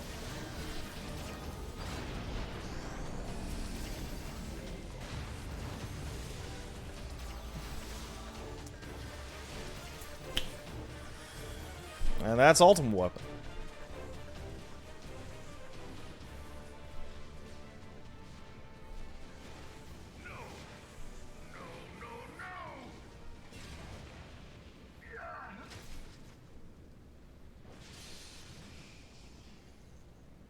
Pat, have you done any of the Extreme Realm Reborn trials? I've done all of them. The subjects of a weak ruler must needs look to a higher power for providence, and their dependence comes at a cost. Who wants some Laha bread from the Olive Garden? Asian flavor. And the frail lead the people astray. Unless a man of power wrests control, the cycle will never. Good old Laha bread. Now, if you guys want to know what the source of that meme is, it's the stupidest shit ever. The guy's name is Laha Brea, and someone one time said, haha, Laha Brea, more like Laha bread, and put a picture of a bread on his face, and people thought that was funny. And that's it.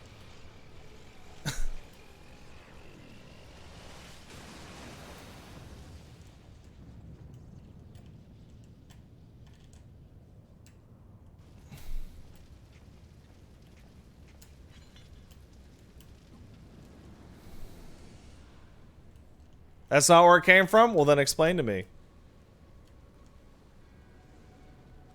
In Ultimate, he can show up as Laha Bread with in the enemy list? Why? Why would he show up with a D? You were entrusted with the ultimate weapon, the ultimate magic. Oh, because he's the 4th enemy in the enemy list? That's so stupid. For the glory of man. That's so stupid. That's even dumber.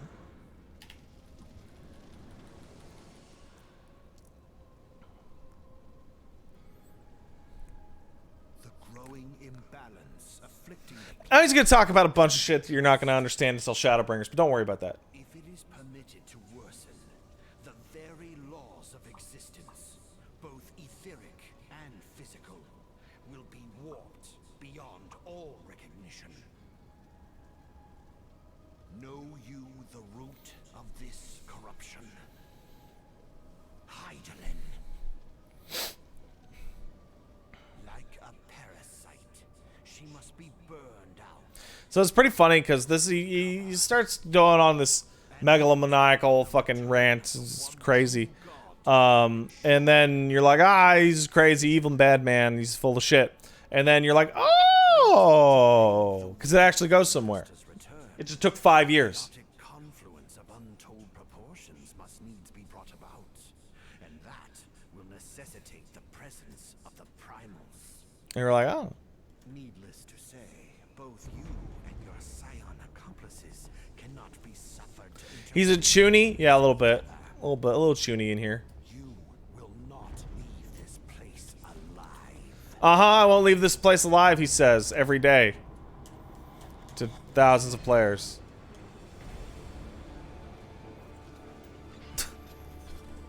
To effortlessly beat him. So, the fun part about the Habre fight here is that you can't skip it. But, he's so easy that the fight breaks every time you do it because he hits 0.1%. And he hasn't finished the dialogue, so it just keeps him from dying until the dialogue is finished.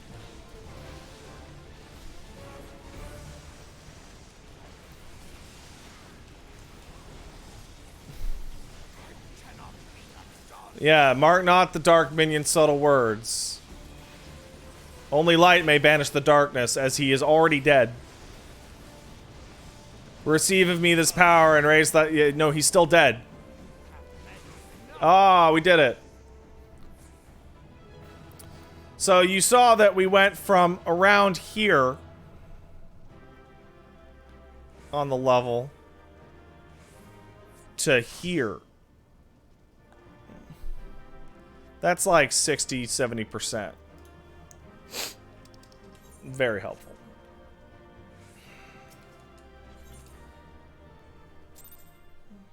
And that's why it's worthwhile to do.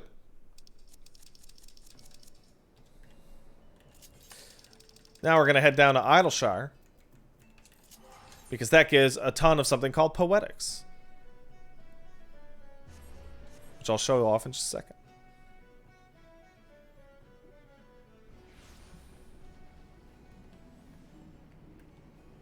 So this is the end of Heavensward's location, and at level 60 you're gonna go here so you can use those Poetics, and you're gonna give him to this person, and you are going to buy 4 of you. And then I think 4 of you.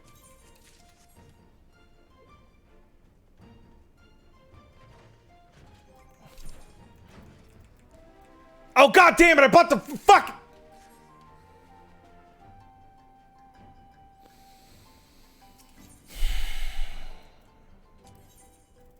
Buy these ones. For some reason, the highest level ones are down here.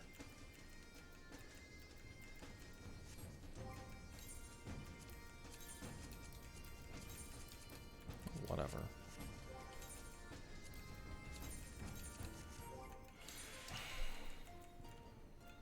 Whatever.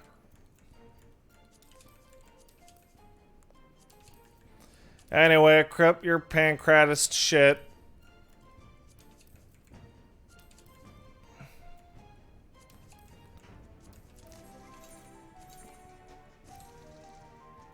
Then quickly move away and act so that your hat gets put back on. And take the remaining garbage out of your inventory. Wait, what? Do I not have any pancreatitis? There it is. There we go.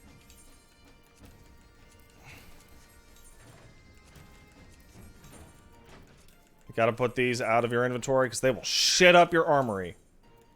They will shit it up.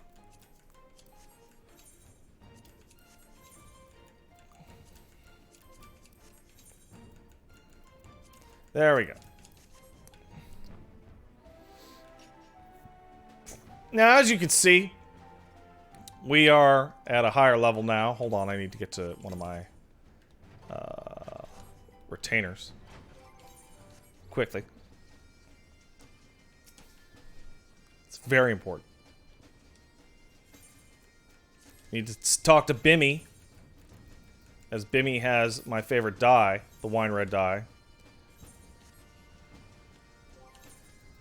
So what I did is I used Poetics to buy gear. You'd use Poetics to buy the level 60 gear when your character hits 60.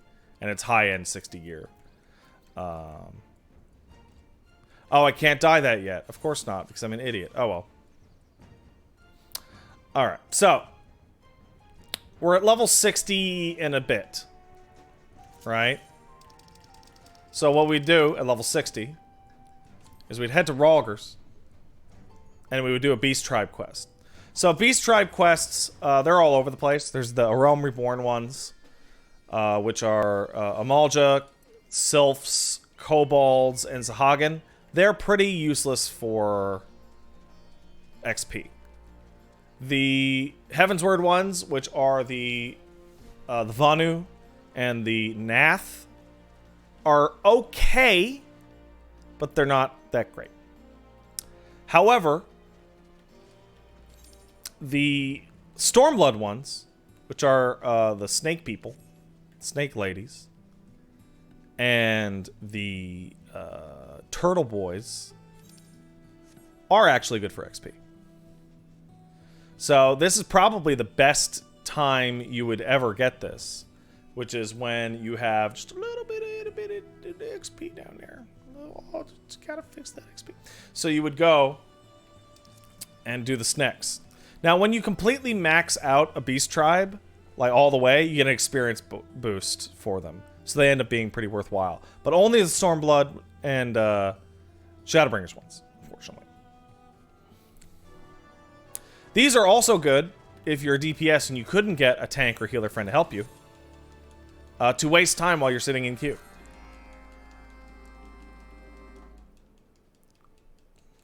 Just mash these. Don't look at the quests. You don't read them. Don't read them. Don't look at them.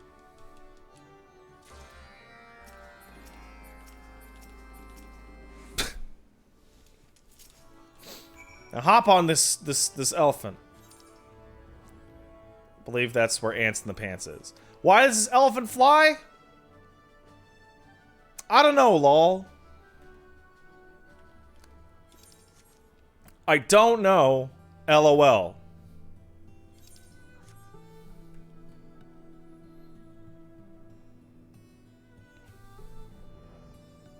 So there you go. Step in this crap. Stomp on these ants.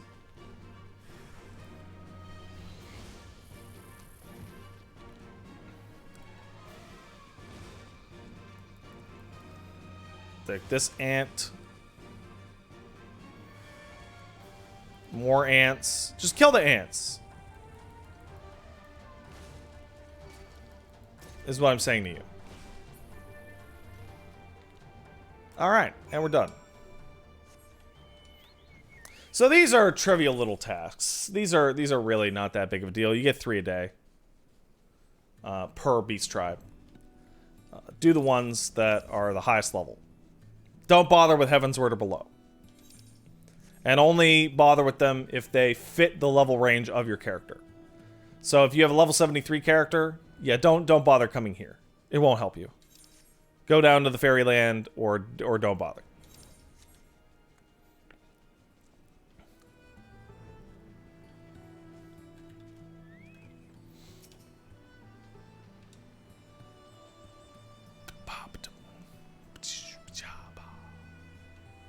We have to wash this bed sheet. Very important. Now we have to wash the bed sheet again.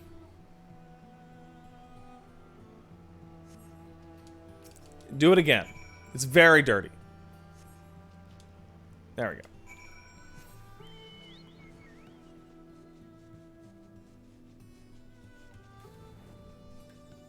What, did they shit on it? I guess they did. I guess they did.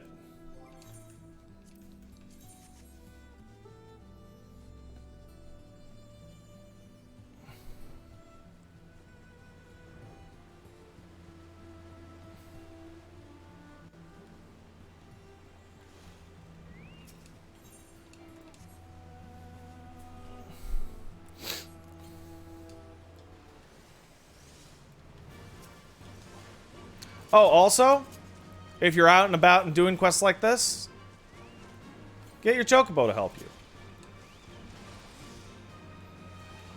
Chocobo's your friend.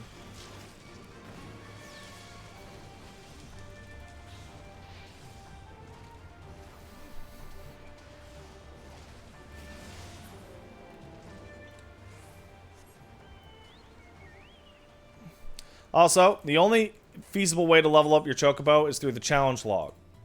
It's very simple. Kill 20 enemies of equal level with your Chocobo, kill 100 enemies. That's literally the only feasible way to level your Chocobo. It'll take a long time. I'm still only at Chocobo level 17 of 20 after all this time.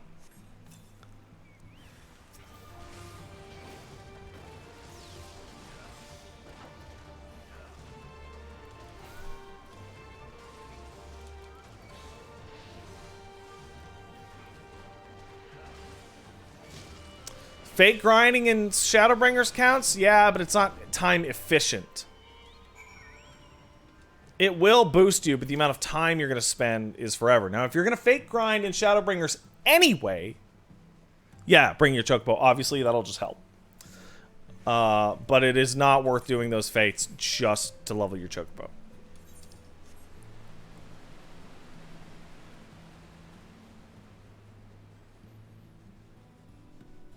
So this is pretty helpful when you're waiting for a roulette or when you want a little extra chunk of XP because they don't take very long. I think this took like 8-9 minutes.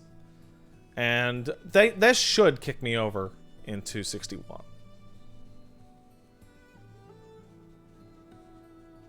This should kick me over into 61. Now, people are going to say, like some guy in there saying use leaves or levs or whatever. That is the most XP efficient, but it's not the most time efficient.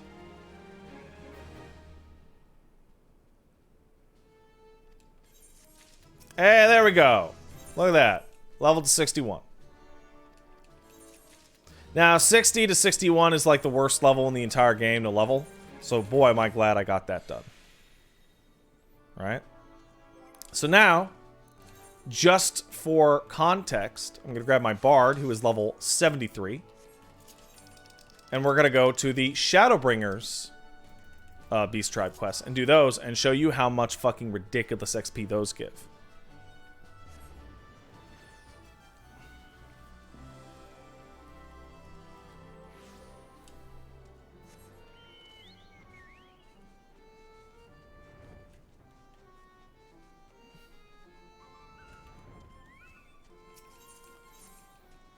So these are ridiculously great for XP. This, I hope there's another battle tribe they put in on the next patch. They haven't told us what the next beast tribe is going to be. But this one in particular is one of the freest sources of XPs in the entire game. Period. They're incredible.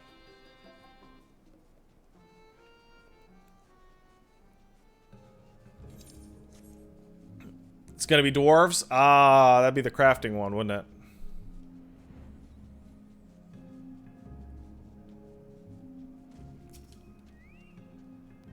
So these are pretty easy. Right? These, like, they're like fight one guy, go poop on a pika, or what are they called? Polka. The weird looking fucking guys. Use a pig to snort some people. Paisa! That's it, Paisa. I combined Puka and Paisa.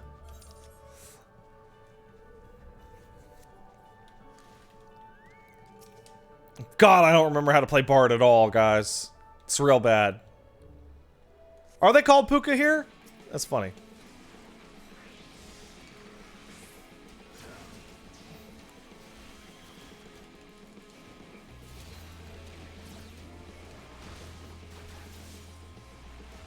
Luckily, when you do these, you don't need to know how to actually play the class at all. You just spam these buttons a bit, and they'll die.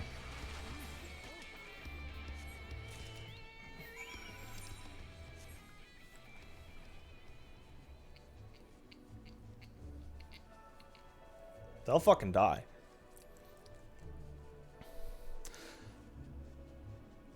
Spartan Thief sub, so did Hacks from Hell, thank you. And Zero's correctly stating Pat's showing off why some people are so bad at playing their class. Because they level them all the way to 80 using the shit I'm doing right now. And then, once they've done that, make no effort to actually learn how to play the class at all. Which is bad. Is bad to do. Read your tooltips. Go figure out how to do it. Go to the balance Discord. Learn your rotation.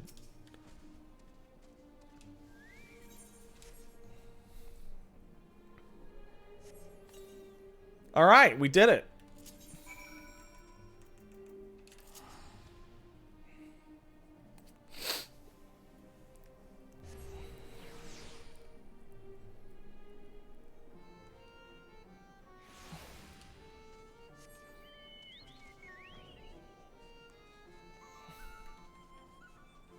Watch some videos. Go check out Larry Zor's class guides. They're funny. As you can see, this is giving me 1.7 million experience. That's a lot of experience.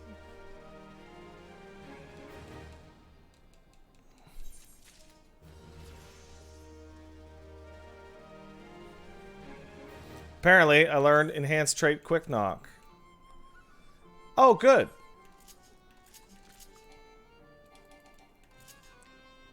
Alright. Now, since I have Machinist at level 60, and don't want it to be at level 60, I will now go, hey, man, you up for an alliance?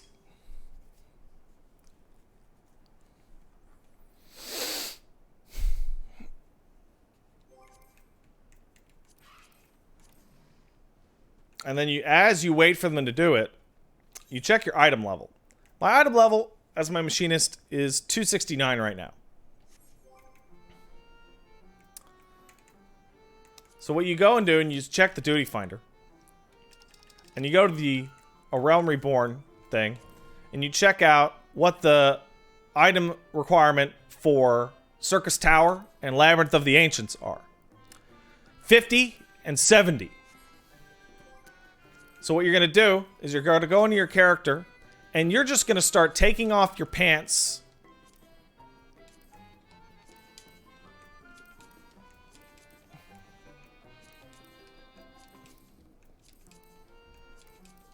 Until you're not 90. Then you're going to ready check. Then you're going to load into the Alliance Roulette. You'll get in instantly.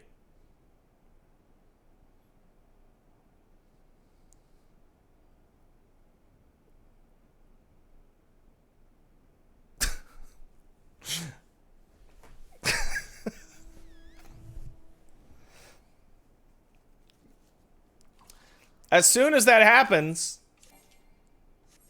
and you load in, you can put your gear back on.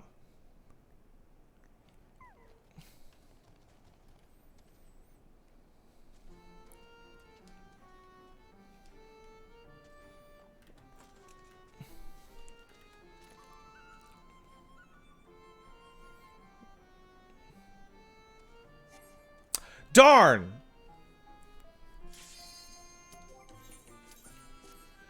There you go. You can put the gear back on. As soon as you queue, apparently. Look at that.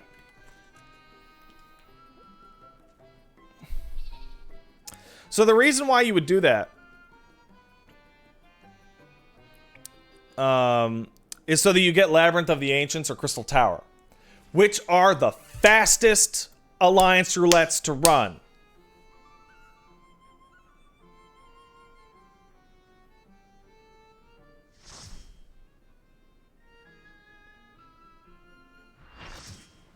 Hey, Crystal Tower, the fastest one.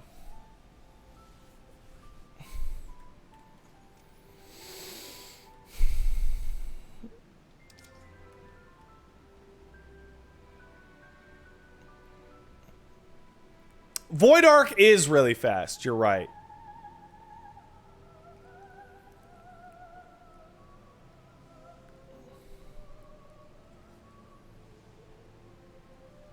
Can someone explain why we shouldn't do this? Many people dislike it when you do this because there are 3 Alliance roulettes. Sorry, 3 Alliance raids per expansion. So there's 3 for Realm Reborn, 3 for Heavensward, 3 for Stormblood, and currently just 1 for Shadowbringers. They are currently all available as part of the Alliance roulette. However, because so many people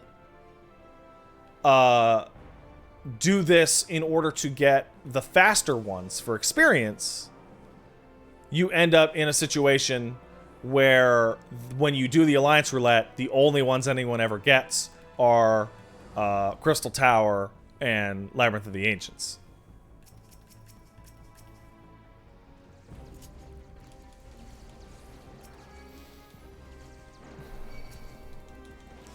The other thing, and this is the sad part, is that depending on how shitty the group you get is, you can run into situations in which people in your group actually can't complete the later Alliance raids because they are harder.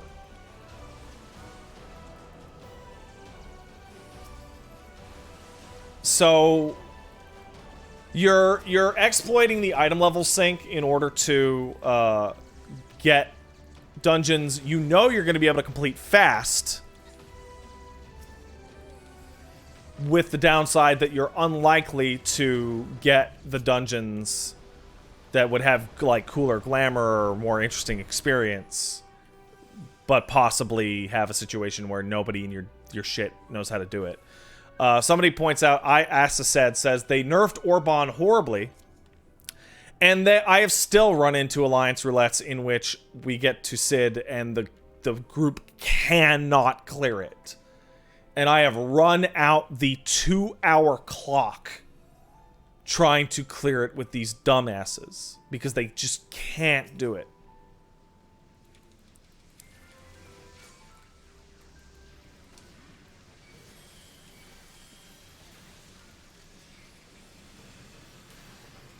Personally, if I wasn't showing you efficient leveling tips, I actually don't mind doing the regular Alliance roulette.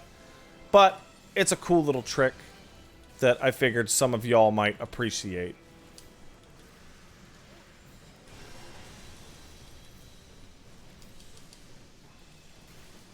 I had no idea so many people disliked it, to be honest.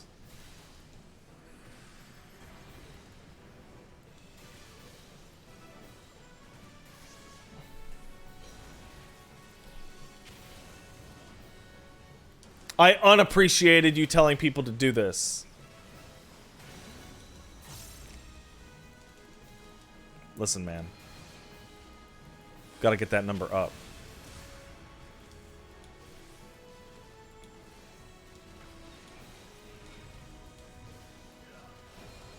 I would actually, personally, appreciate the, how do you put this?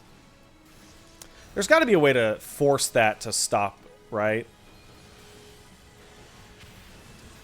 Like, using, because like there's a different problem where they have eye level sync for what do you call it? Eye level sync for like regular ass dungeons now, but they only check your eye level sync before you go in. And if you go in with like a I-400 sword and like a bunch of level 1 like chest pieces, what'll happen is that your eye level on the high end items will sink you down to something way below a completable level with the dungeon.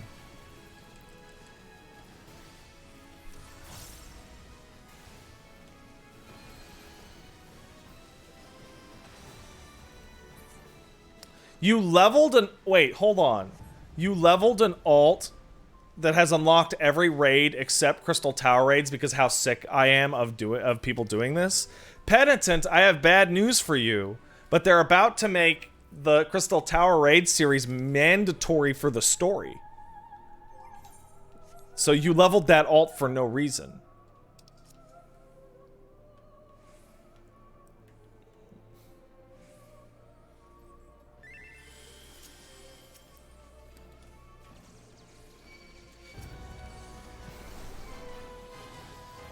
Isn't it already? You would think. But I believe 5.3 is when it'll be mandatory.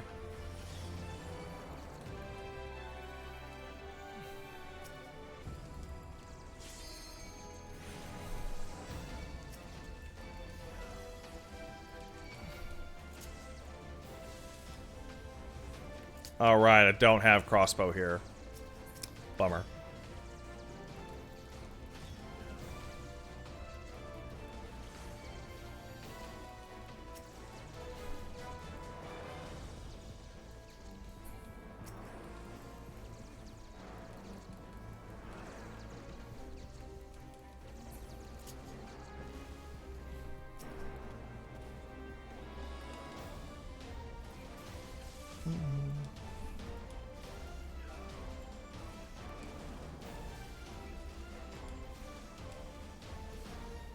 Yeah, see, I don't know how they would actually fix this trick, because if they let people queue in, or they go, hey, you have an item level that on your character that's potentially higher, you could end up in the situation where people are queuing in gear that is clearly not able to beat the shit. Because one of the biggest problems is that when you go into a 24-man group, about half of those people are really terrible. Really, really, really terrible. Just holy shit. And sometimes you'll get everybody good, and sometimes you'll get everyone terrible. And you get situations in which anything other than this or Labyrinth are uncompletable. I ran a World of Darkness last night. No, the night before. That took 65 minutes. And the whole time, all I could think of was whether or not just leaving the group and taking the 30-minute penalty for leaving mid-duty was worth it. And I'm not the only one. If you load into Orban Monastery, people will just leave immediately. They will just leave. And I can barely blame them.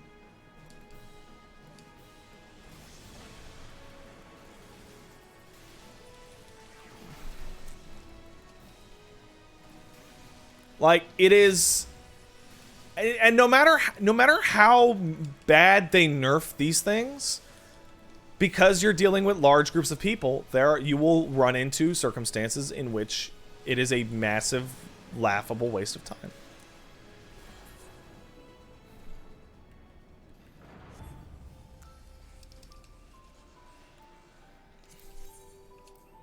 These are ugly.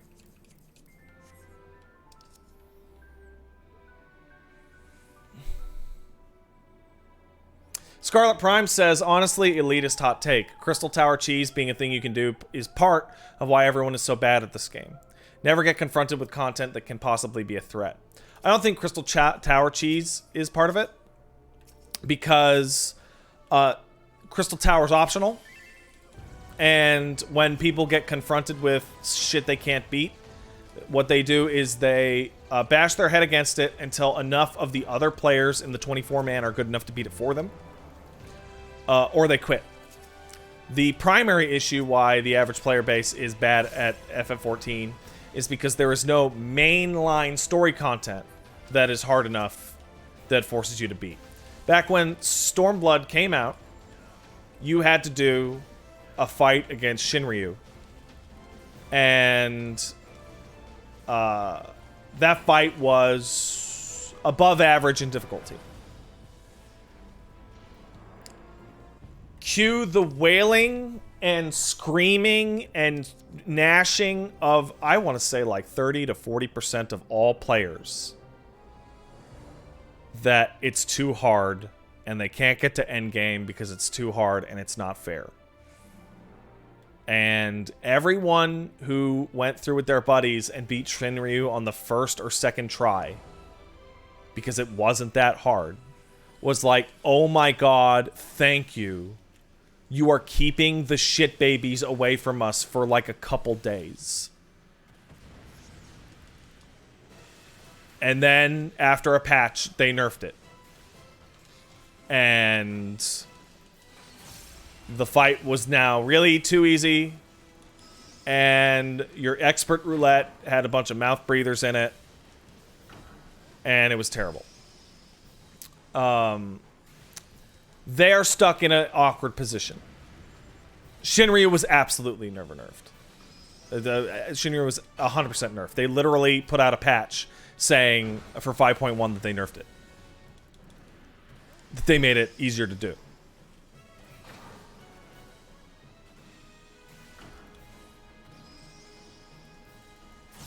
I'm not talking about Shinryu EX, guys. I'm talking about the main story level.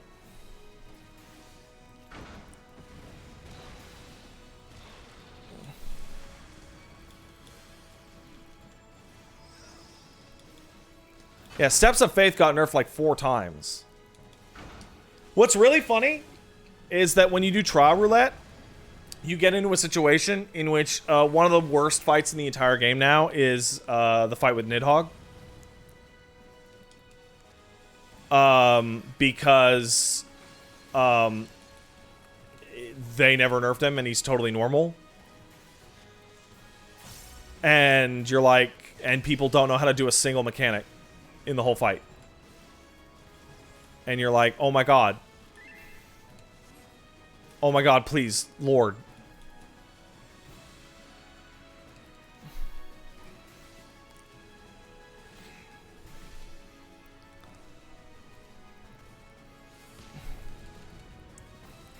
Yeah, Titania can be rough. However, there are a lot of situations where, like, I mean, if you hit Titania enough times in Duty Finder, you can get 7 good people in 1 bad, which is you. And you'll get carried. And that's how all the bads get on. So I would suggest that in order to advance to the next patch's content, you have to beat mandatory, like, solo content that is at least kind of hard.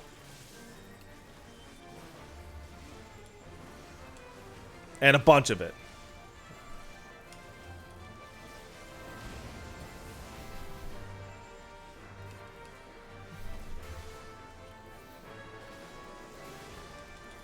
You're baffled they found the Xenos story trial tough? I don't even remember a Xenos story trial.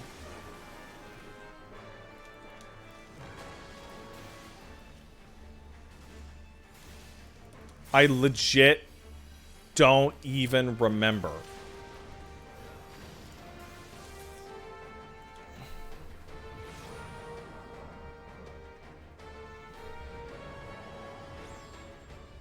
Oh, the solo fights in the MSQ? Those are jokes.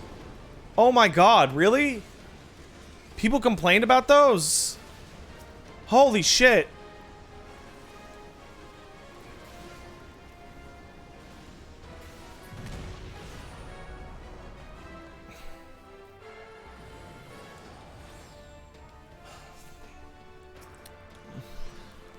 So this is a long, like, diatribe that comes off kind of elitist. It's like, to the point where I'm sure it actually doesn't apply to any of you. As to why people would intentionally queue for easier content. Because... let me tell you a story. Let me tell you the story of patch 3.3. Where you and your 7 pals are excited because the Weeping City of Mach is the upcoming 24-man raid. Oh boy, we're going to be able to fight Ozma. That's going to be so cool. And you load in on day 1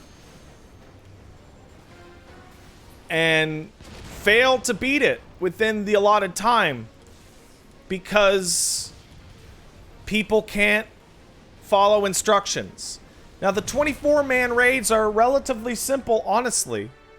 You wipe a couple times, you figure out how the mechanics work, or somebody else does, and you go, okay, everybody, let's do this. We're gonna do it. We're gonna beat it. And the dumb-ass motherfuckers are so stupid that they just fucking can't fucking do it, or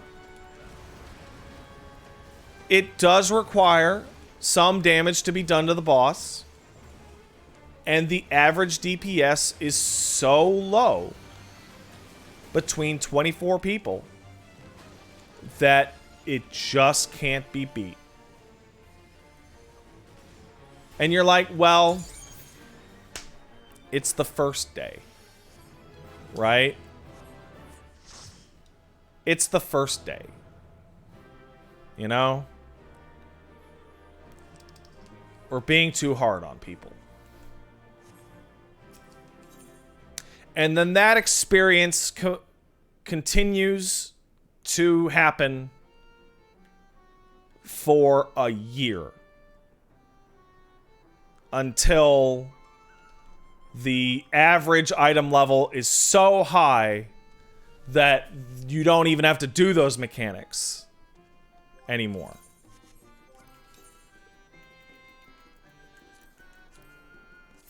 And that's that. And then you do shit like that for 5 years. And then when somebody says, hey bro, don't take off your gear so you can get Labyrinth of the Ancients, and you're thinking about the Orban and the Wiping Cities that you ran last week that people couldn't even do anything for, even though there's only like 2 mechanics and the whole thing you have to do, you go, I don't care, man. I want to do my roulette and go to bed.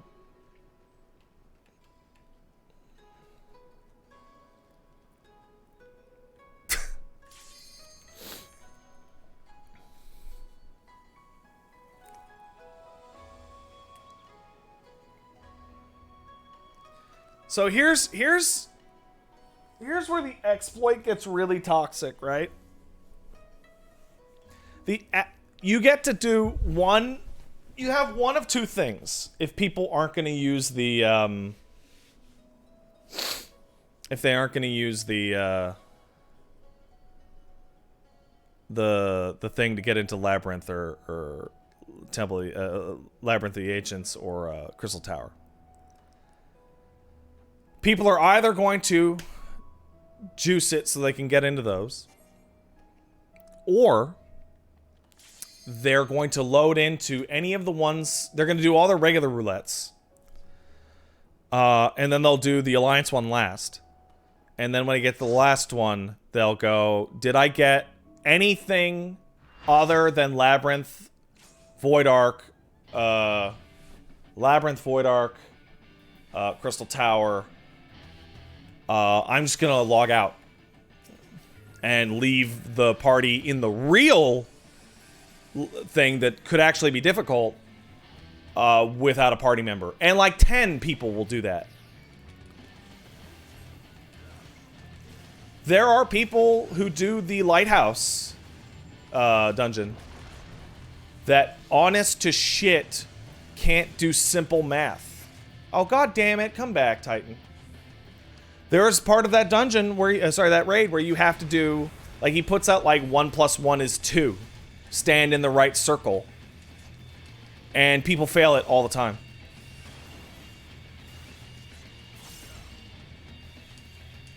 All the time.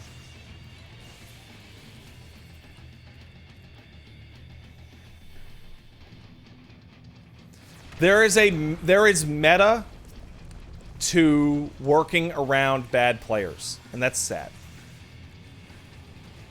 It's really sad.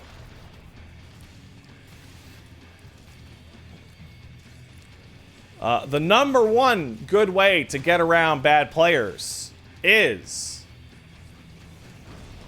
if you want a good experience in Alliance Roulette.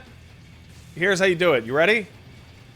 Go in with a gang of 5 or more of your friends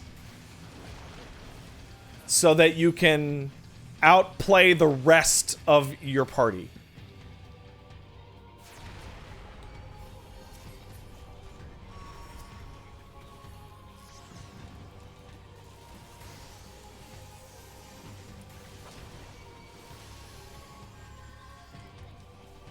Alternatively, you could play a healer and drag those motherfuckers kicking and screaming through, but everyone will be toxic towards you because it's your fault they died.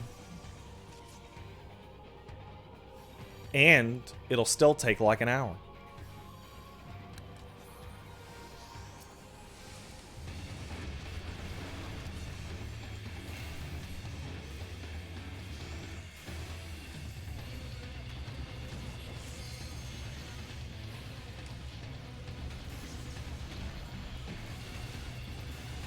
What if you don't have 5 friends?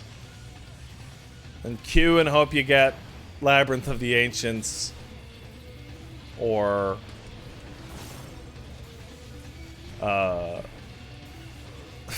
Crystal Tower.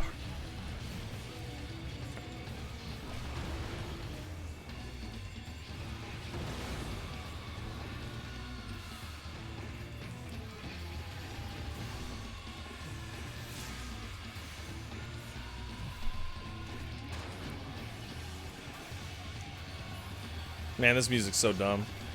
I love it.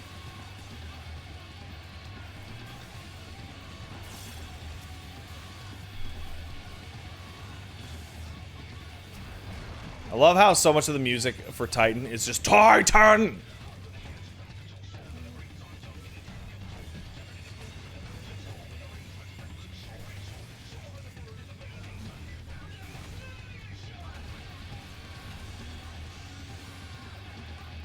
I still think the Leviathan track is better. Because it's just a guy screaming Leviathan over and over.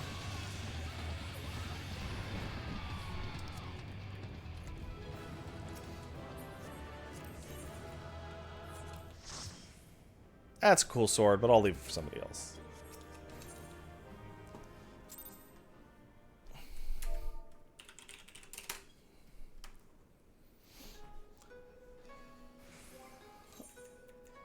Alright. Last but not least, the leveling roulette.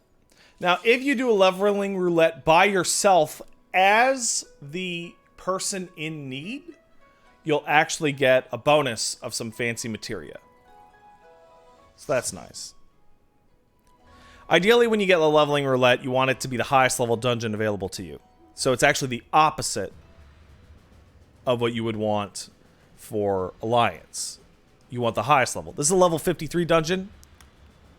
It's not great, but it could be worse. Oftentimes when you do leveling roulette, you get a new person, which will give you more XP. So what you do is like, hey, newbie, let's have a good one, as I run off the side.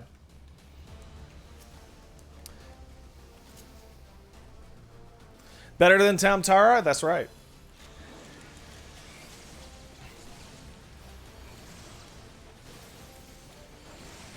I wonder who the newbie is. I bet it's the Dragoon. Yeah, it's the Dragoon. Because the tank, me, and the healer, Strident, are all level synced.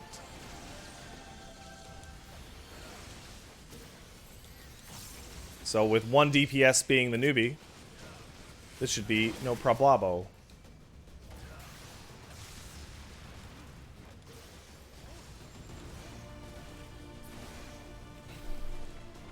Remember to put your fucking food on, which I've forgotten to do.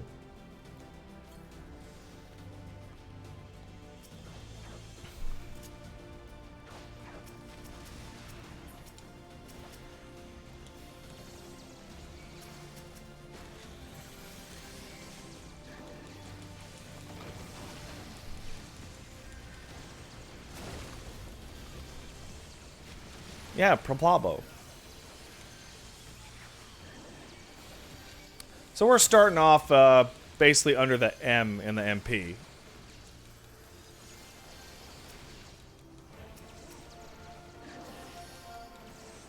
Alright.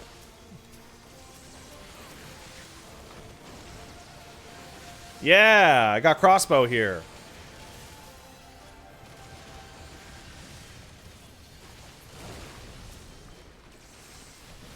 Perfect.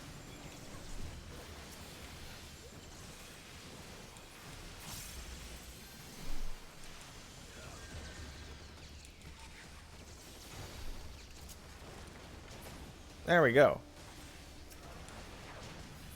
And now we can get to the bus.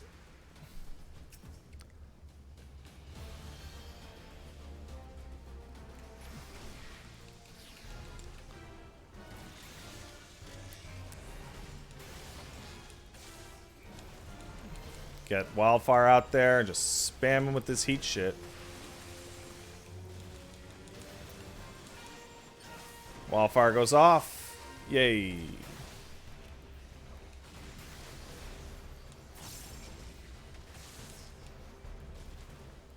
Man, Machinist is fun. You get to shoot these fireballs a lot.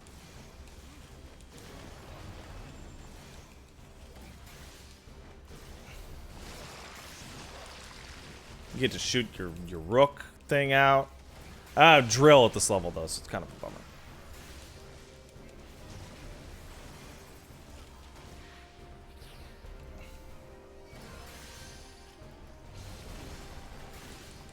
So this guy, I mean, you're supposed to shoot the bees before they enter into the mouth, but it really doesn't matter at all, actually.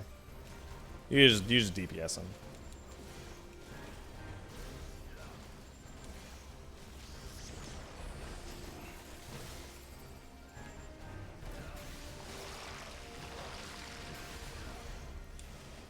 And there we go.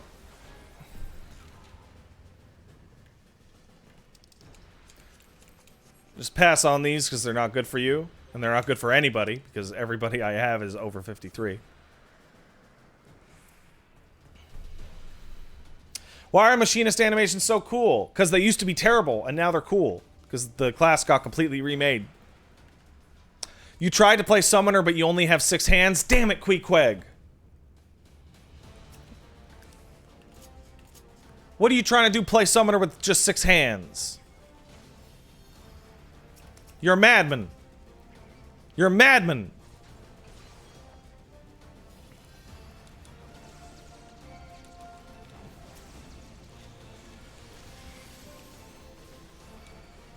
Summoners have to hit a lot of buttons.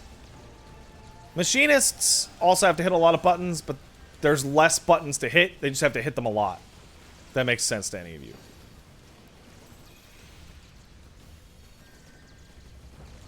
You gotta mash that heat blast a lot, but But it's mainly just Heat Blast, and the other two... You know, so like there.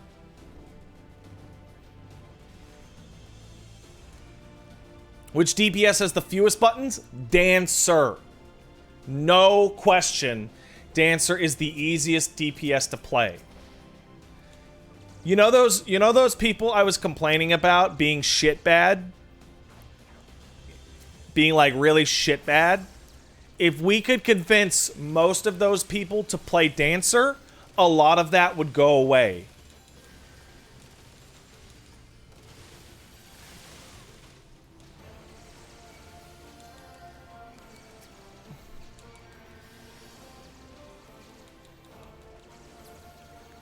Dancer is very easy to play.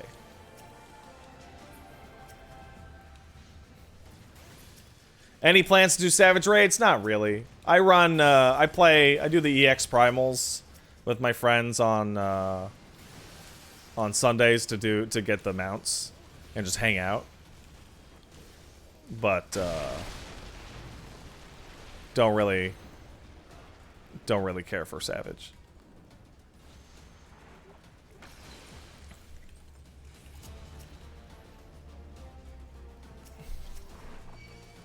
Savage isn't hard.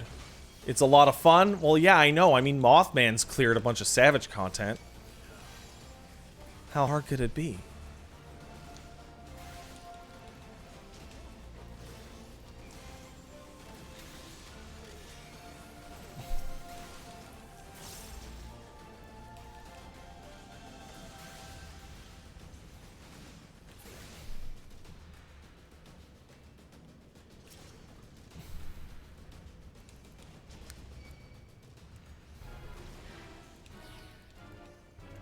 Oh,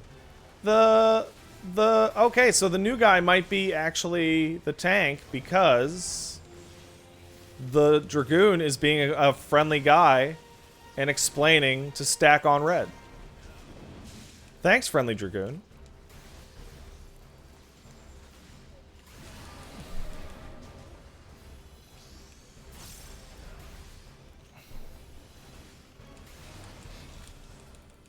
Oh, I missed the button, damn it.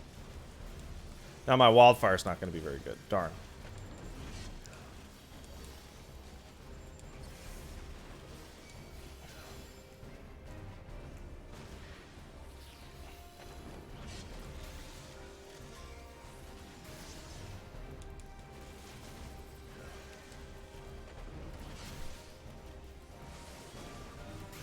No, there we are. Do I know what the next classes will be? I'm worried one of them will be Geomancer, because Geomancers are lame. I want Chemist, dude.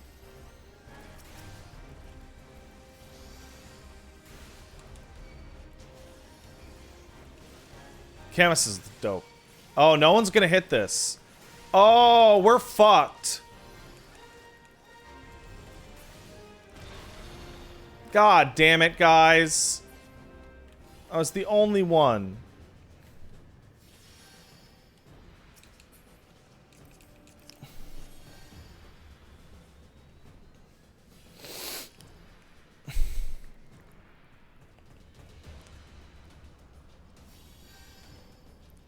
I guess you're right. The boss is dead.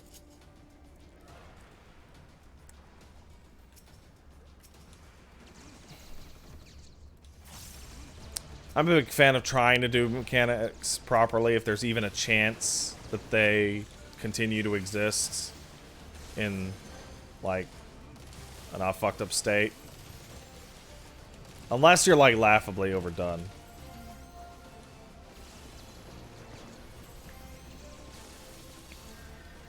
Do mechanics. Try and do mechanics. Eventually, trying to burn down the boss will fail. So do mechanics.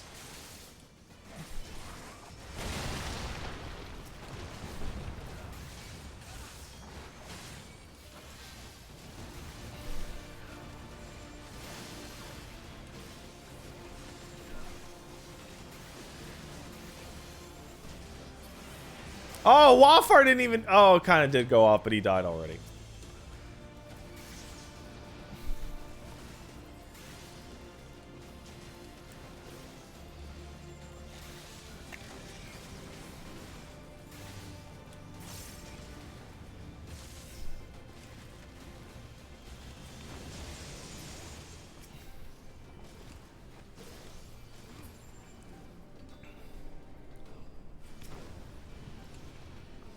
Now we gotta shoot the glass.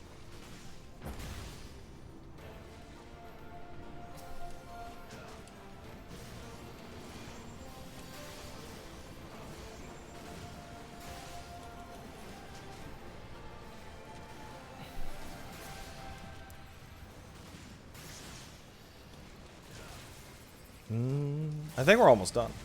This is a really fast sum all. Even with the new people, we're hitting the boss at 11 minutes. That's really good. That's really, really, really good.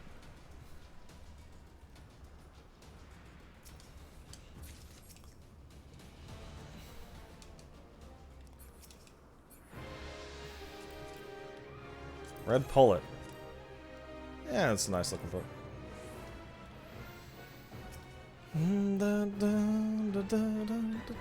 Glad I have a bard for this, and by bard I mean machinist, obviously.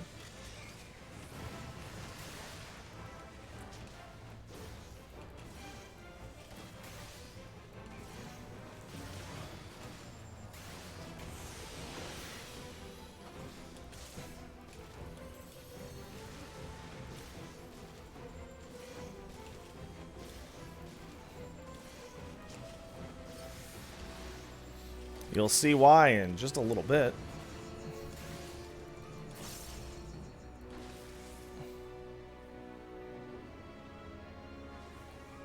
Ah.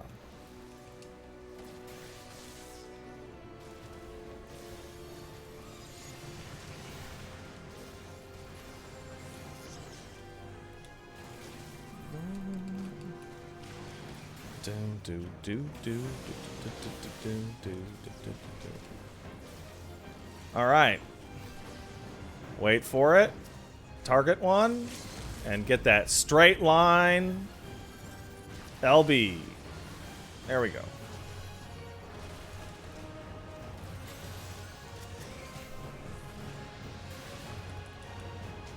Hey.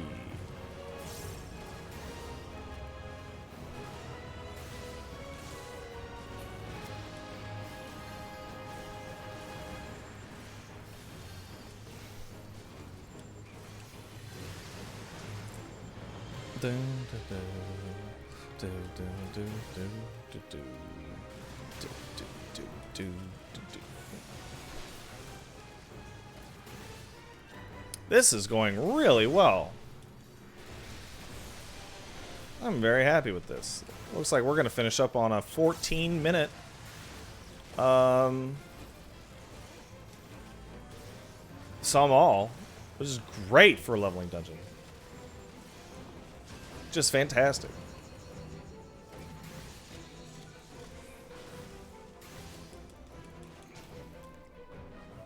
Just fantastic. There we go. 14 minutes. And would you look at that?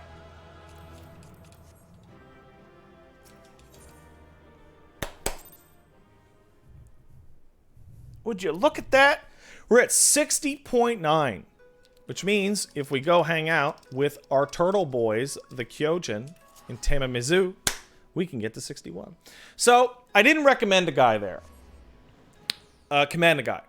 After every dungeon, in the early part of the week especially, you should commend people.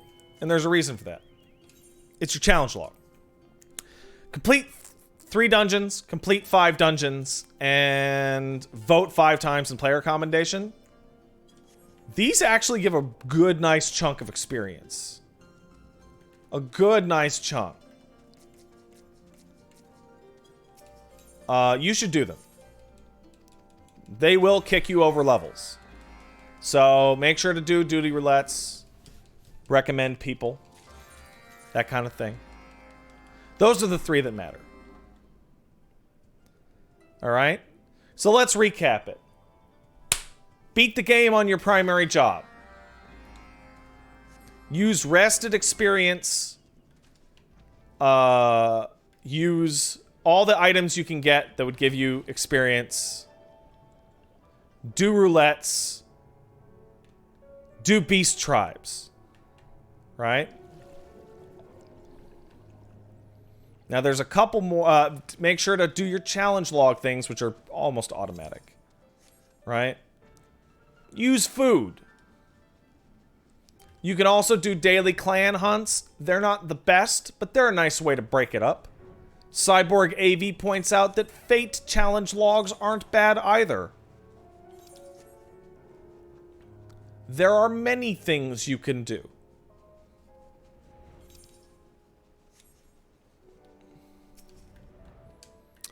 There's a couple more that I'm going to go into. Once all of these are done. Say you've done all of this shit today, but you still want more. You still want more. Well, there's 2 more leveling ways left to you that are still efficient, but they may make you want to die in your heart.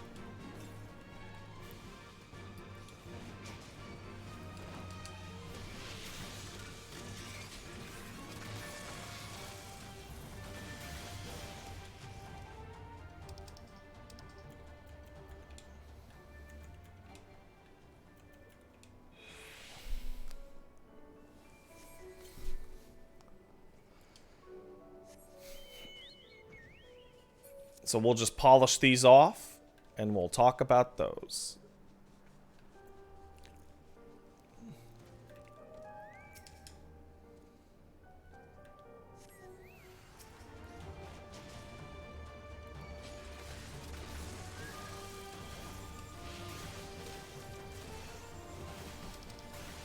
Now, luckily, when you do these with high-end gear, these beast tribes are a joke. They're laughable. They're really funny.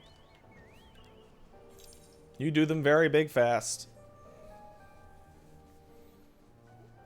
You can select the key items from the duty list? Of course you can! Reckon! They're right there! Just hit select 2-3 times. They're right. Oh, you just use them from here.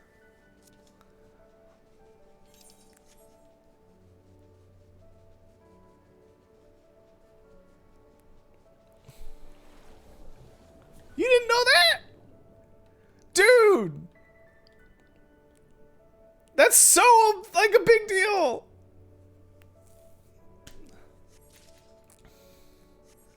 And if you're on a mouse, you can just click them.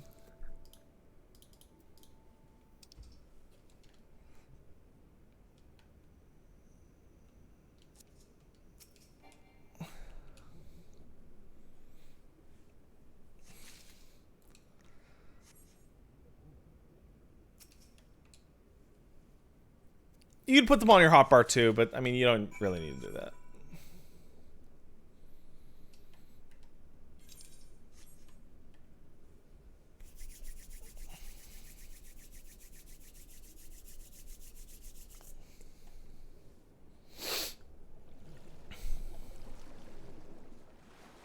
All right, almost done.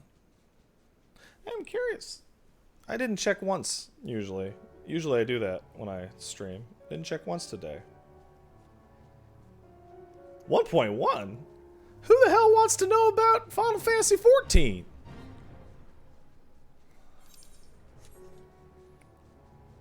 I may be having a... You want to see something cool? Check out Drill. Oh, that's the damage. Drill's so cool. I might have a little something special planned for you guys on Sunday, but I'm waiting on confirmation.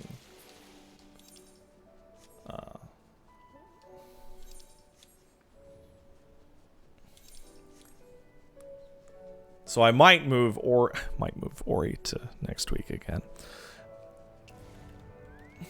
Oh, it has nothing to do with Final Fantasy, guys. Yeah, check out this drill animation. Look at it. Oh, it's so sick.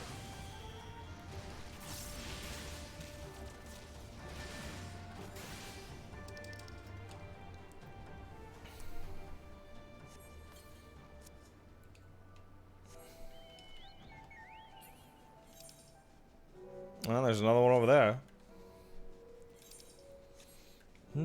Yeah, the Machinist rework is fantastic. I'm very happy with it. Even if the class isn't the best because Dancer exists, it's way more fun to play. Raging Bracky asked, Pat, please spoil Sunday for us. I can't because it's not my place.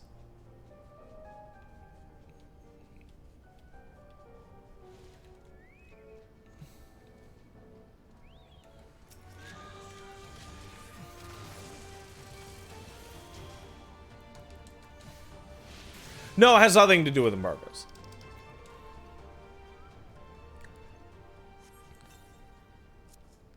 All right.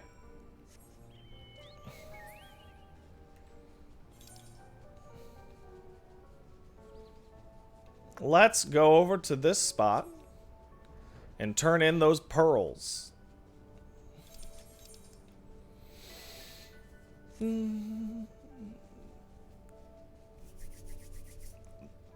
All right, so while we're flying over there, we have time, so let me thank some people. Like Rosh Limit, who's up for 16. Couldn't think of anything funny to say, so Pet Baby will do. Thank you. Grand Bambi, appreciate it. You hate E6S, that sucks. I heard no good things either. Future City 10 kicked in 5. Thanks, Future City. Says, hey, Pat, just finished Hunter x Hunter. Pretty lukewarm series with the only cool fight being Uvo. Then shafting the best character Kurapika forever. Apparently he gets a lot of play right after the anime ends. Killua was cool, but got shafted by Gon, and Gon's pretty eh. Chimera Ant was boring and overhyped. Greed was better. You are insane! Greed Island is not good. Also, hey Miabai, what up? You gotta get back into Stormblood? Come on down to Ultros, we can hang out.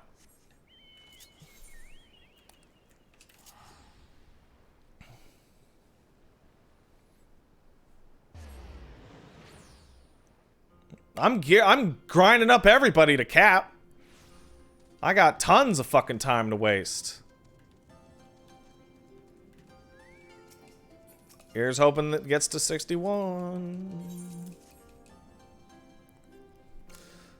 I'm with all the cool kids on Aether Sargatanus. Oh, whoa. Well, then you can go fuck off then.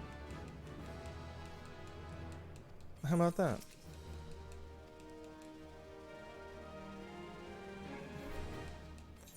Alright, so we did all that shit, and what did we get? We got a full level on Monk, we got a full level on Machinist, and we polished off a level for Bard. 60 to 61 in particular is the hardest level in the game, because there's no good dungeons for it.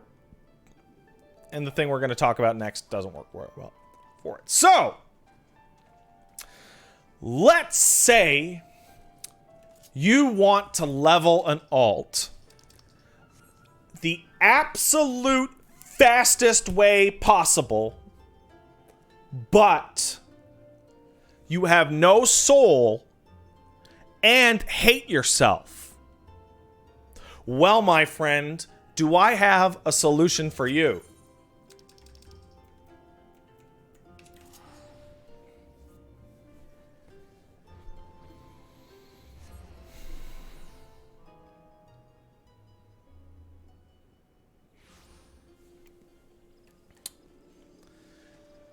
You go to Quarry Mill, and you walk up to this guy, and you do Palace of the Dead.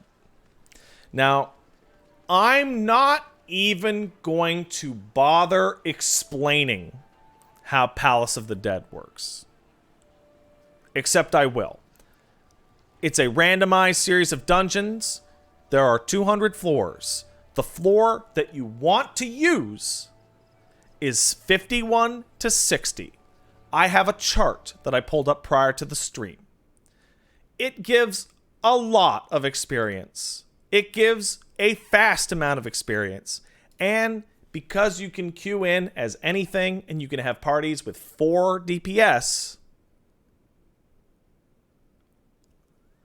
you'll get a queue right away. So this is worthless for healers and tanks.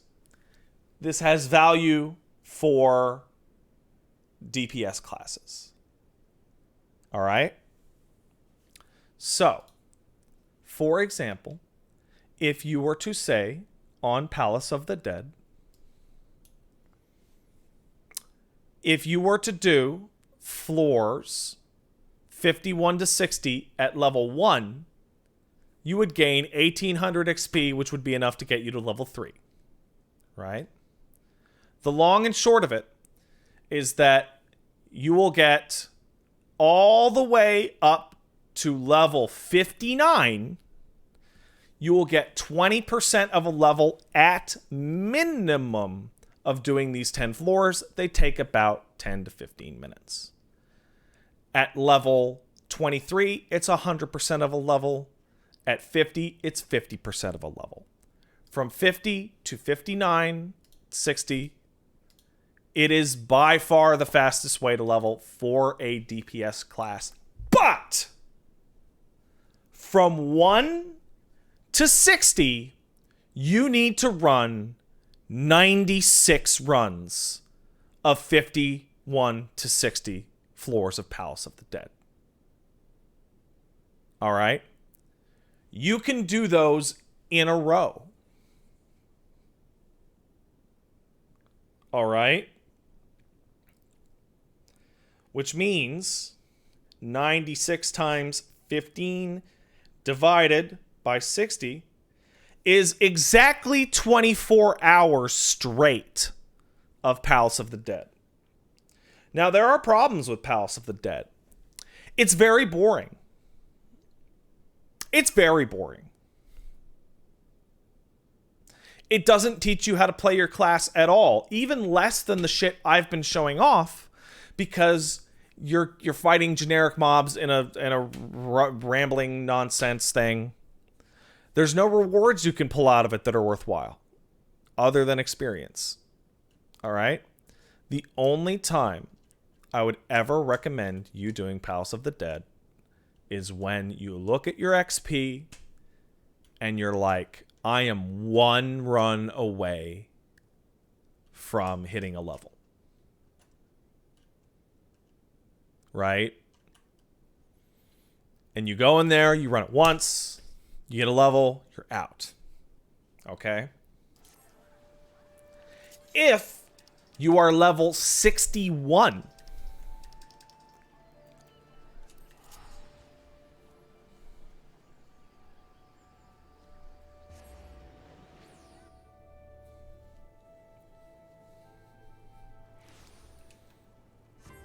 you can go to what is essentially Palace of the Dead, but Asia, over here. It's that big-ass tower. All right? From 61 to 70, this will take 42 runs.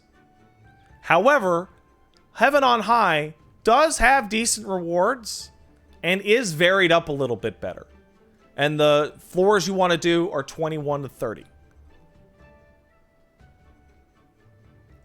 It is less horrible than Palace of the Dead. This is Stormblood, Raging Bracky. You mean Shadowbringers. Shadowbringers does not currently have a version of this. All right? So, I would not be immoral to tell you, if you want to level in Heaven on High a little bit,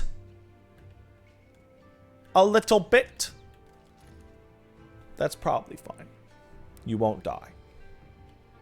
Okay? All right. But even with the amount of time it takes to queue for a dungeon, here is my advice to you on the optimal way, time efficiency, to level up. Now that's time efficiency in terms of time played, not overtime.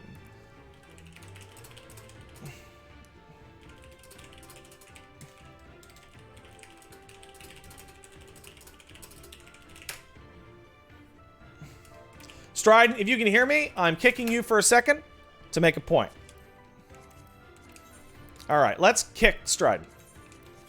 He's gone. Now, here's the thing. It's going to be a little bit of a weird math thing, but follow with me. All dungeons in the game are on odd levels. Every single dungeon in the game... Well, I mean, the Realm Reborn ones are all over the place. But once you get to Heavensward, they're all odd numbers. 51, 53, 55, 57, 59. Right? You get to Stormblood, 61, 63, 65, 67, 69. Right? That means that the most efficient use of your time in a dungeon is going to be running the dungeon when you're at its level. Right? So, right now, I'm level 61, so running Siren Song C would be a good use of my level. When I'm 62, I don't want to run Siren Song C. What I want to use is my roulettes, because the roulettes give you a percentage of your XP bar, which means they give you a greater percentage of XP if you use them on even-numbered levels. So, what does this mean? In order, do your main quest. Unlock quests. Use food. Use rested XP on the highest level dungeon you have available on an odd number after you've done your roulettes. And here's what I mean by time efficiency. I'm a DPS, and this is a Stormblood dungeon. Even without a friend who is a tank or a healer, it's 7 p.m., that's kind of prime time. That's very lucky that it's a 7-minute queue. Sometimes it can be 15 to 20 minutes. Okay? Here's what you do. Anything else? Just wait. Just watch TV or look at your phone or anything. Because running Heaven on High or Palace of the Dead in order to maximize your time is infuriating. Just infuriating. And occasionally, you'll get lucky, and it'll pop like that.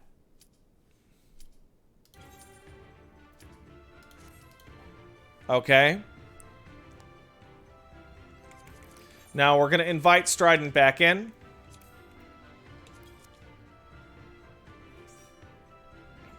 Okay. Now we'll get it instantly. Haha, I'm technically on your stream. See, perfect.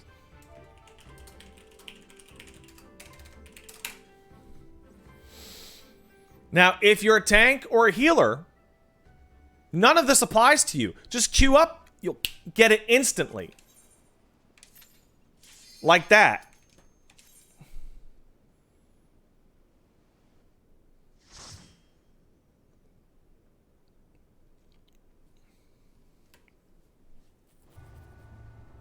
So, basically, ideally, in terms of time, what I would do today is I would do everything I did today, hit level 62 on this class, and then stop.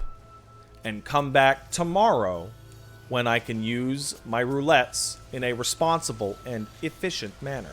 Now, if you want to fucking go hard, yeah, you can go hard. And there's two types of going hard. There's spamming these dungeons and waiting a little bit between them. Or you can go to Heaven on High or Palace of the Dead, and that will go faster, technically. But your time won't be used as efficiently. Do you see what I'm saying here?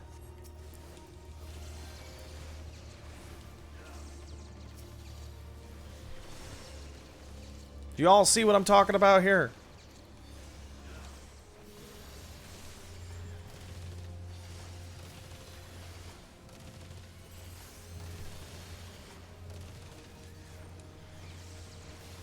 This dungeon's boring as fuck. It's okay. I found with Machinist I can really AoE down these motherfuckers super hard. I love that animation, dude. Faster does not mean time efficient. The reason why I keep mentioning time efficiency is that you can burn the fuck out grinding a goddamn MMO. You can burn the fuck out. And I don't want to teach anybody to burn out. Because that shit sucks.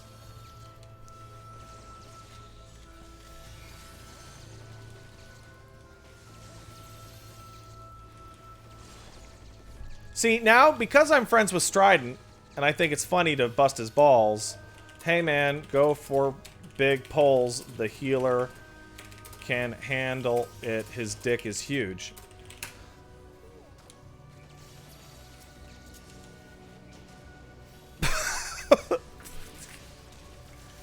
Now, if you're not friends with the person, and you're not confident in their big dick pull ability, don't do that.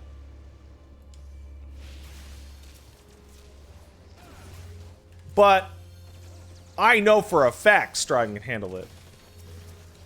Because I've run big ass pulls with him in this dungeon. Oh, he's gonna rescue me and everything. Well, I mean, that's, you know, that's fair. Oh, this dungeon's really good for rescuing people into shit too. You can get rescued like a fuck.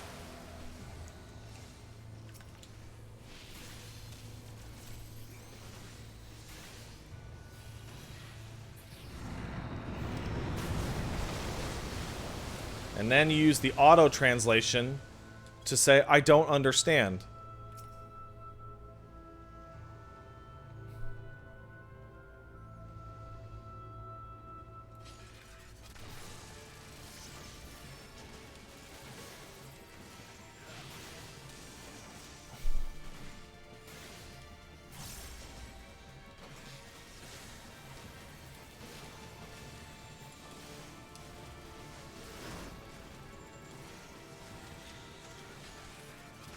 Yeah, Drill! I love you, Drill.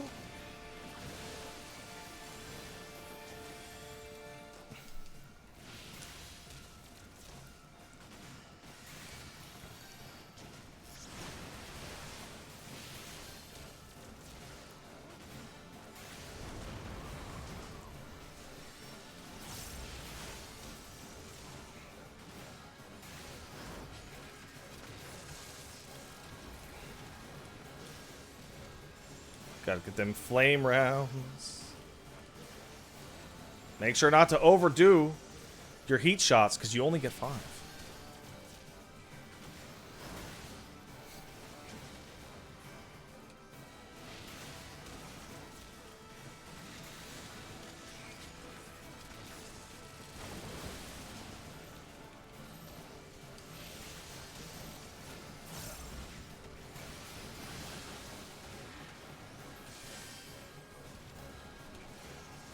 Two, 3, 4, and a 5. Ah, I didn't get the 5th. Sorry if you've answered this, but are trusts worth it these days? Yes, and that will be the last thing that I go over.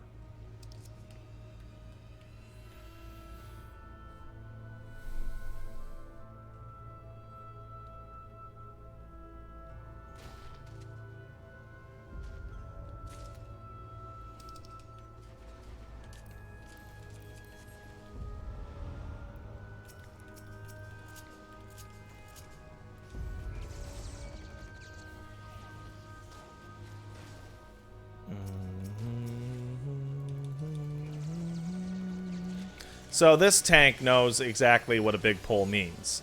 To those of you who want to experiment with big pulls, first of all, ask your healer if it's okay, because they're the one who are going to be deciding whether or not it actually works. Second, pull 2 groups together. Not 3, only 2. 2 is always doable. and is a genuine like speed improvement. 3 can occasionally kill you if the healer makes even a single mistake. So don't fuck it up. Be kind to your healer.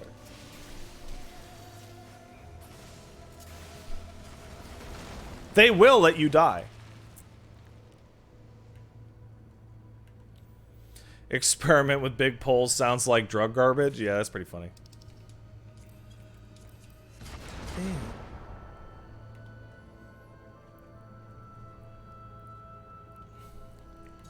So there's no third pole here, so you just, you know, I mean, you just do it.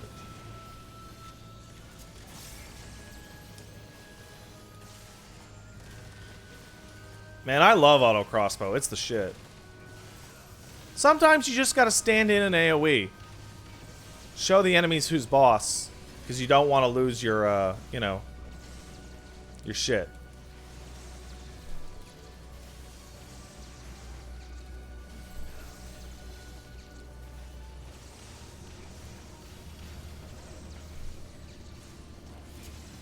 Also, a little bit of an AoE tip with you guys. Everybody's AoE skills are better to use with 3 enemies or more. If you have 2 enemies, single target attacks will do you better. If you have 3 enemies or more, AoE attacks will always do more damage.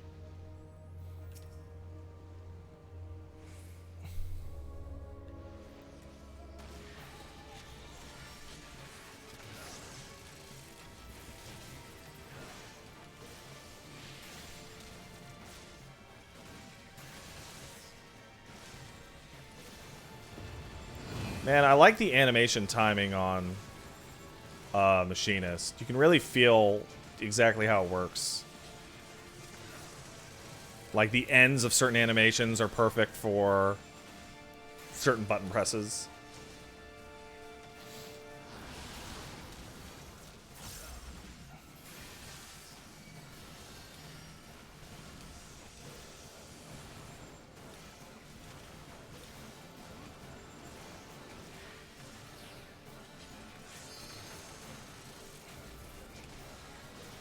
There's lots of buttons, though. You gotta hit a lot of buttons as Machinist.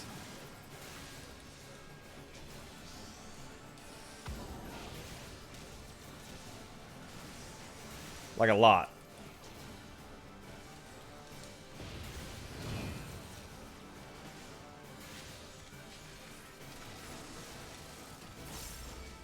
So, for example, I forgot to use Wildfire this whole time. Because I'm still not used to it.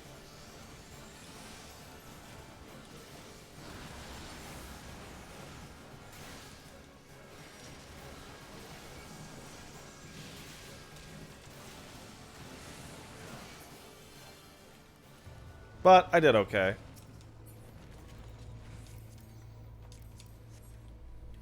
Now this is a big motherfucking pull.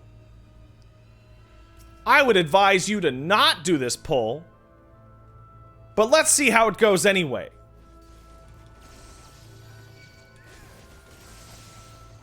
This guy is smart and let everyone get settled before doing the second part of the big pull.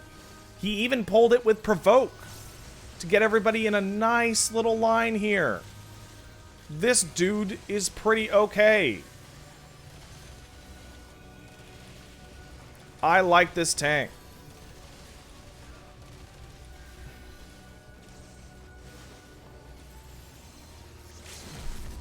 Oh! And the summoner correctly uses the LB on the biggest group in the dungeon. That has the highest amount of damage you could possibly do. Only the spellcasting guys can do that. What? Oh my goodness. These guys are great. What a fantastic use of LB. Most black mages and summoners and red mages are too terrified to use that shit.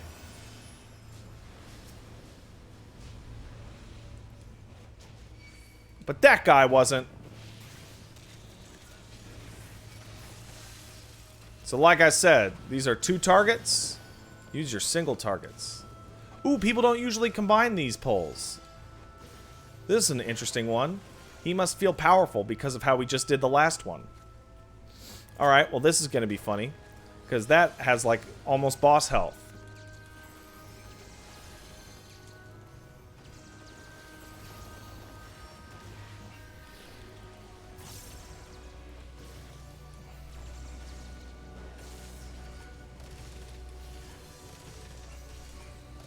Now you watch out on the fleshless captive. Why? Because he likes to do moves that push you back.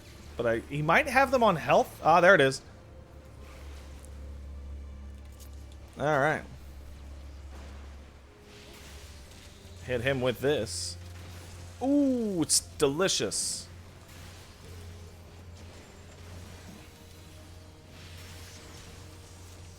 Run away on this one. Unless somebody's great and breaks it with him.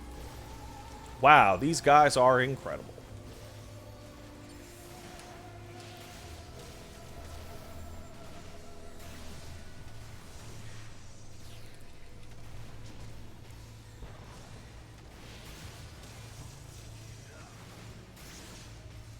And there we go. This is going to be a 15-minute Siren Song C, which is great. Just great.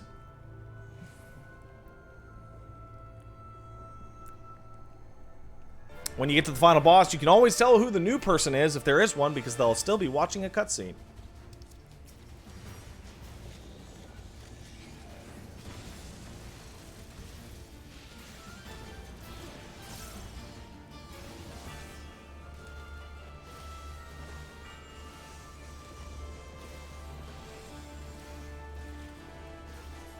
Turn around for a morbid advance, and you'll just walk into the wall.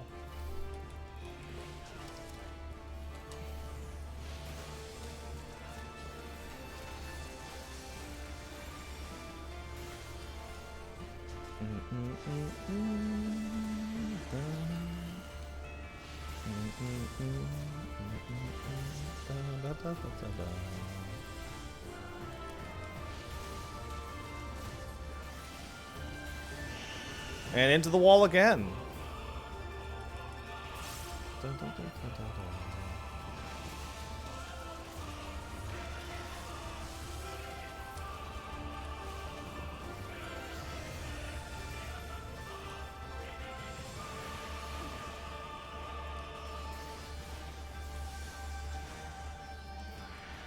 And there's Hotshot coming up, which I always forget to do.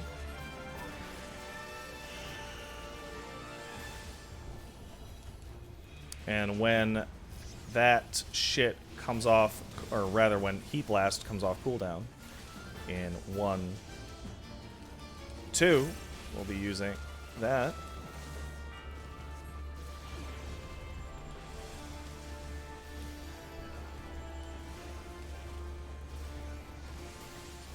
There's Wildfire. Hey. Oh! Oh, he tried!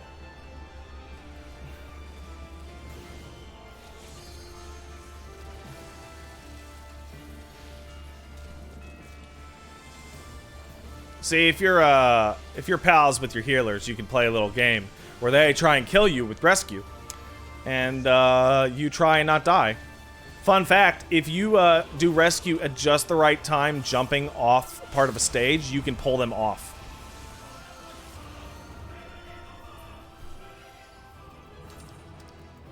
We got Ghost Bark hands. Are those cool?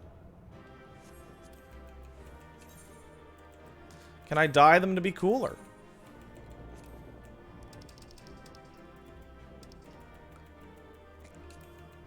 No.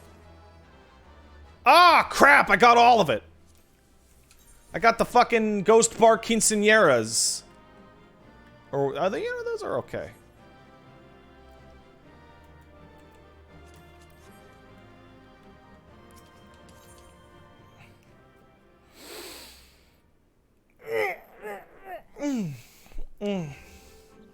And as you can see, that a level appropriate dungeon got me a good, I don't know, like a 4th of XP. Good 4th of XP. That'd be nice.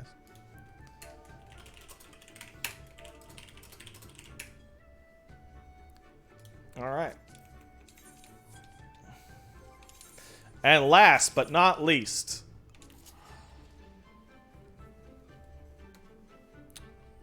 let's assume Heaven on High and Palace of the Damned did not bother you that much. And you're level 71. Like, I don't know, this Gunbreaker.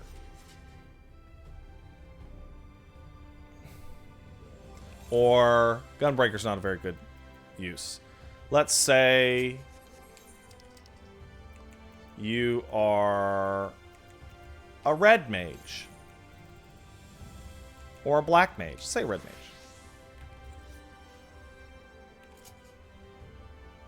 Right? With his style and hat.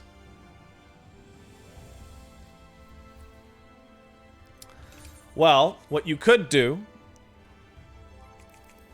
is go to duty and go to trusts. I would not recommend this for a healer or a tank unless you desperately want to level all these guys up to their cap, which I'm currently doing. But if you are a DPS and you don't mind turning your brain off, Victory will be ours. you can, in fact, Here we go. run this shit with the AI. Now, there are AI interactions between the characters. So here's the parties you want to use. You ready? You all ready? Okay. If you're going to run it with a tank, you'll be replacing Thancred, and you'll grab Urianger, Y'shtola, and Alizé. Why? He's the best healer, and she has benefit. These two work together as a team and have benefits. Alizé is at the end. These two technically have benefits together, but they're both kind of lame, so who cares? If you're running it as a deeps, you're going to want to run Thancred because you have to. Minfilia or Reen because they without her, he will not use his cartridge combos, and she has Trick Attack. And then Alphino because I guess you have to. And look at that, duty instant. Why? Because, I mean, it's robots. They're robots. Probably the weirdest thing about these characters is that they have personalities. Some of them will fail certain mechanics almost every time because they are in-universe bad at the mechanic. Alizé blows LB constantly because she loves to blow LB.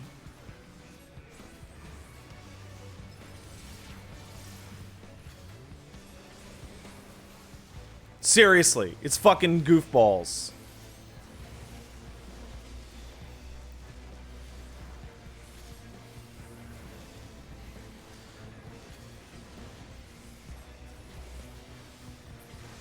The only problem with these guys is they absolutely, positively refuse to AoE. They will not, big pull, they will not AoE. They don't care. They are going to attack one character at a time and fuck you if you try and AoE. Now, you can still AoE, obviously. But once that third enemy dies, it's not worth it. So try and figure out who they're focusing on. So what does this mean? in terms of running the dungeon. It means, assuming you are a decent player, these dungeons will take almost exactly half an hour.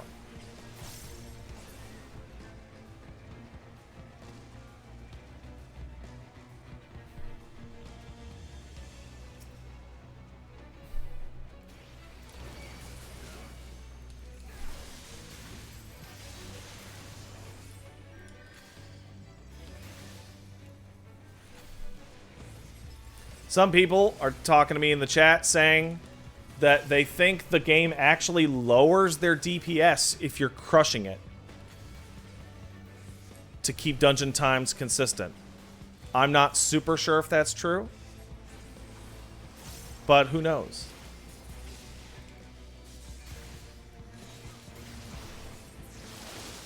Damn it.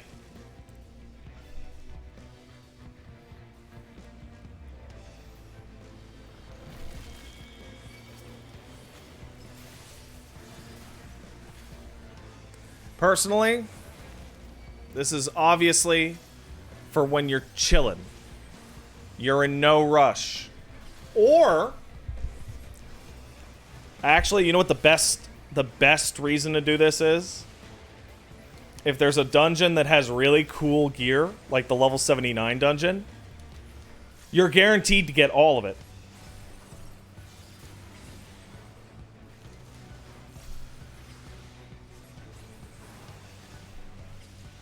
So if you want the glam from like the 79 dungeon or the minion, you come in here and you do it.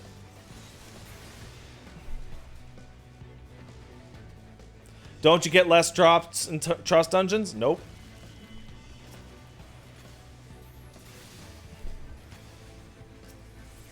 You get the same drops.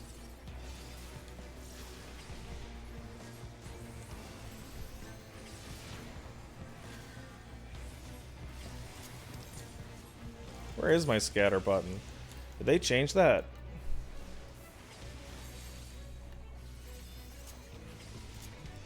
Did I change that? Yeah, scatter becomes impact. That's right. That's what I thought.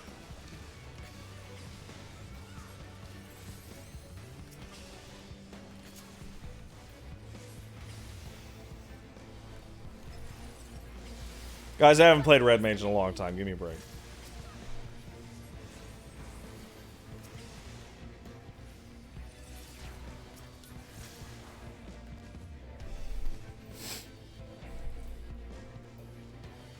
Red Mage looks cool to play. It is cool to play. I like it.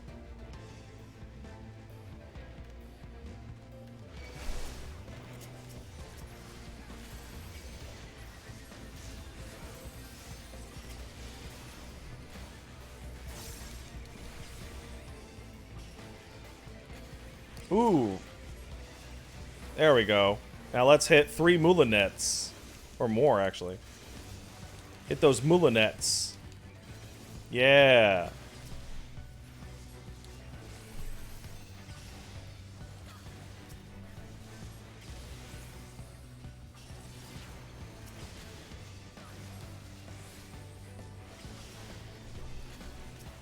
Don't you like those moulinets?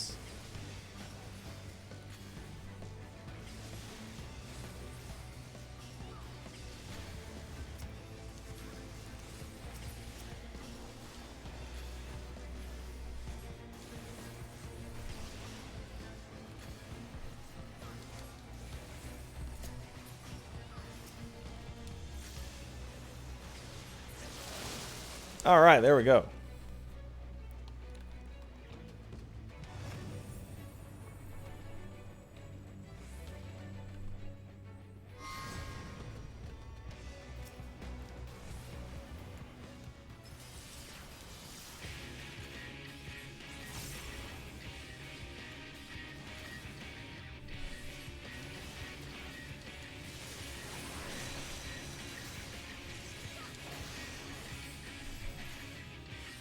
And I love the look of Verholy. I think it looks great.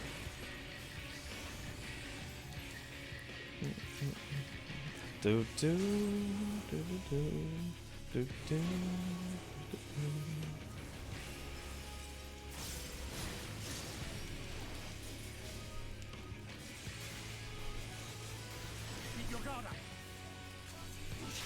I don't think Verflare has the same pop to it.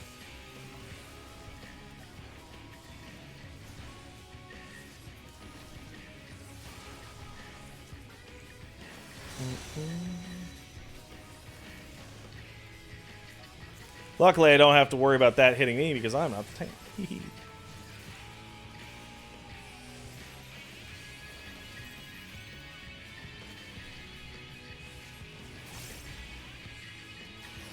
Oh, I'm doing it so fast that I didn't even need it.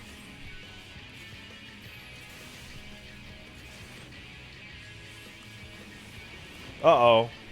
What'll I do? Oh, I'll just do this.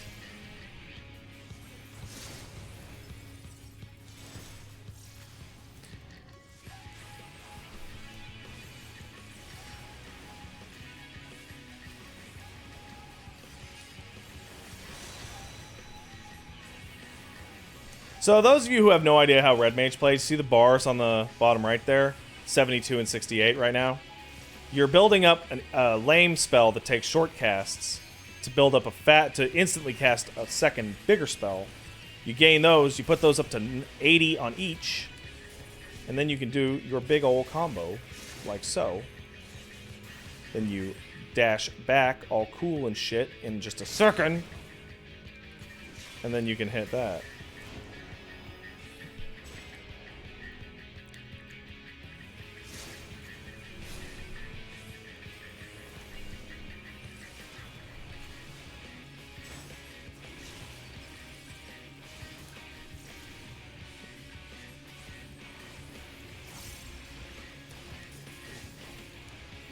And I believe there's one you can hit later that makes it so you don't have to move.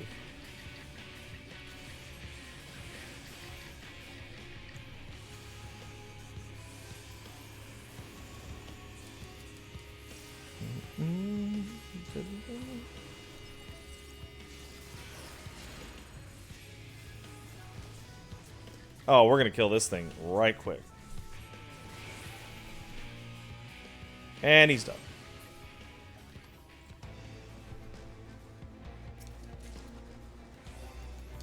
So as you can see, no rolling against anybody. Ever. So, even if it drops less items total, you're going to get all of them.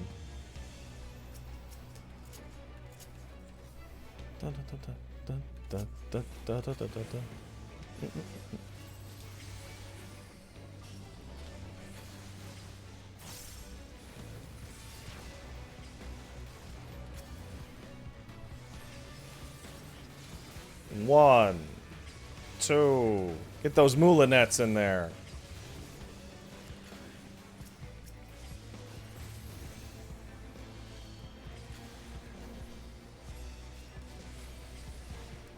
So, no matter how hard I go on these, I can't get the boss kills at anything lower than 9 minutes.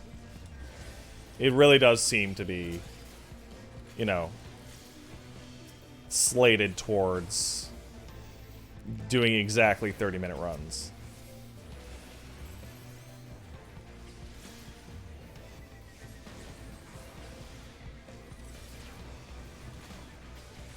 Did I ever end up leveling Black Mage? My Black Mage is level 71. As you can see, you just get this shit for free. That's how I got all this, by the way. Just do it.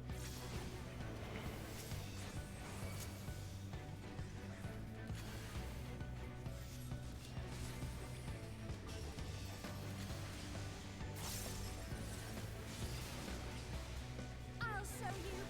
Oh, what are you gonna do? You need a trick attack. Cool. Good trick attack.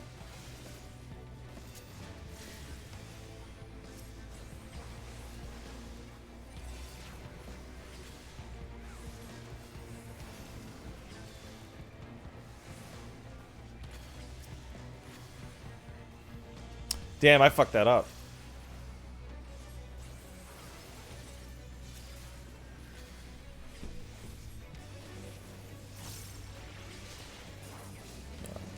2, 3, and holy. Oh no, holy darn. Yeah, that's my favorite holy looking spell in the game. It looks great.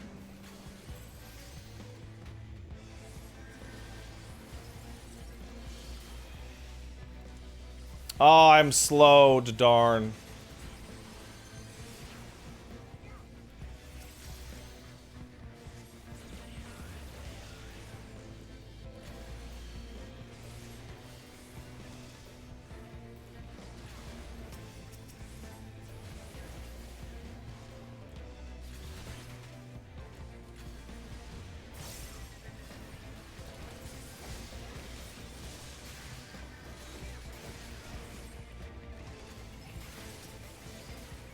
There we go.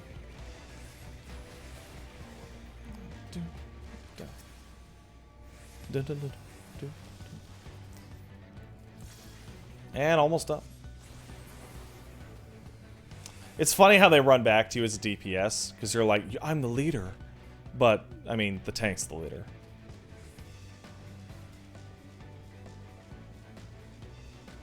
Do you use your RDM off GCD spells after your hard cast or if you're dual cast? Doesn't matter. It's usually easier to do it after your dual cast, but I just use them off global. But I guess I do end up using them all the time after my second cast, because there's just so much more time.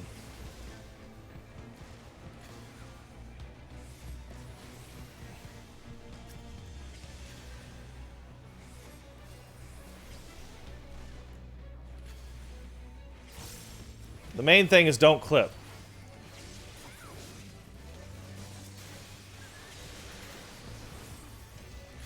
Just never clip.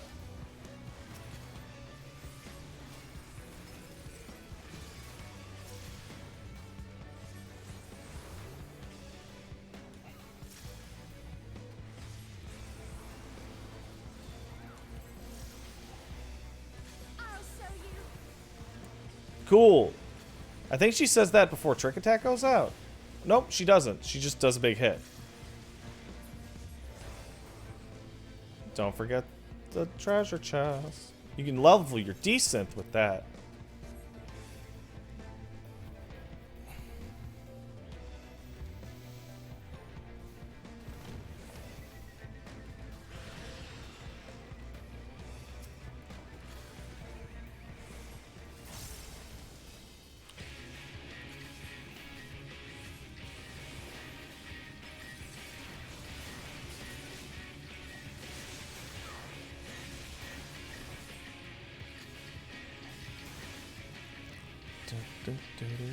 Oh, this track's so good. I love it.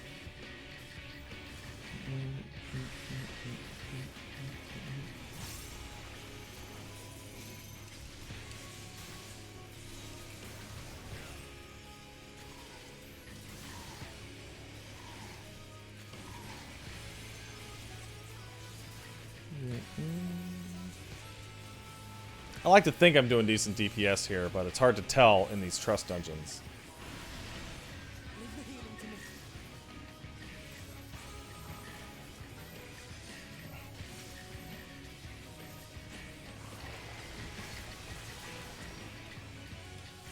It's genuinely just tough to tell, because the damage is so standardized.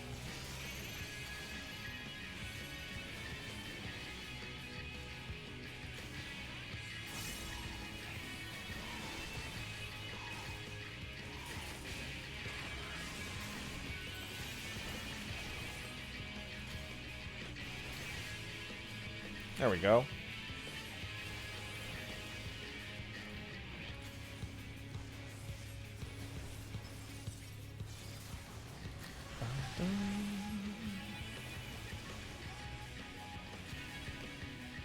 So as you can probably tell, this is not the most intellectually stimulating shit in the world, because I can talk to you guys no problem.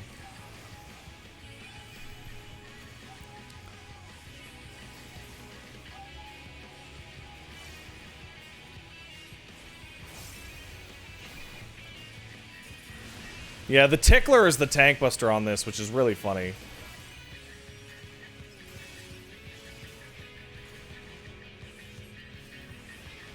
Ah, I have too much white. Gotta get some black in there. Can't let it get too one-sided. It's not good for you.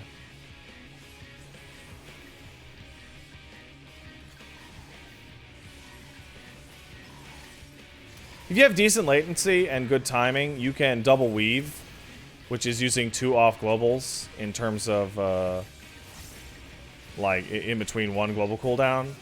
But if you can't because of latency, I think you have to have under 92 latency in order to do it.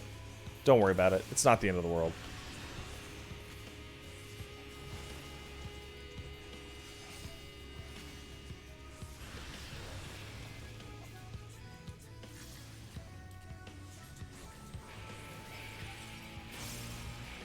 So right there, I screwed it up and I clipped.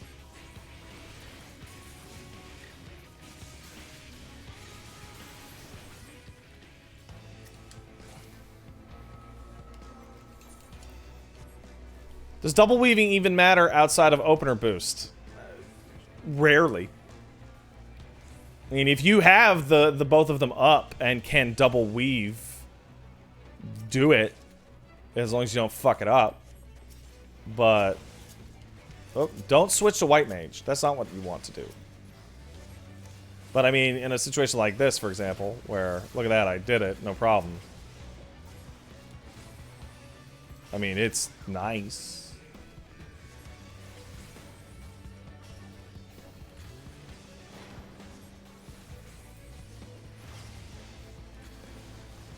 Oh, we got 4 enemies here. That's good. That's gonna really let me get my AoE combo out.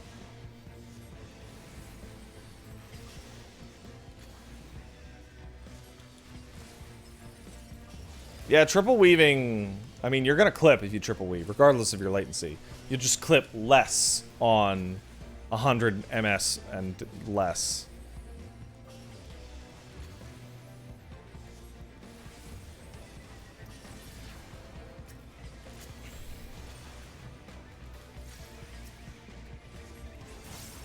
Yeah, I would not tell anyone to triple weave.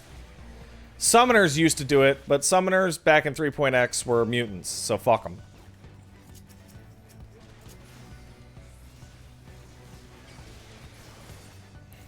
That's not the button I wanted.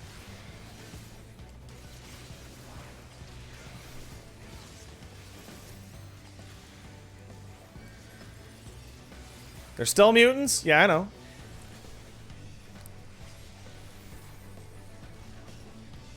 Now I've got you.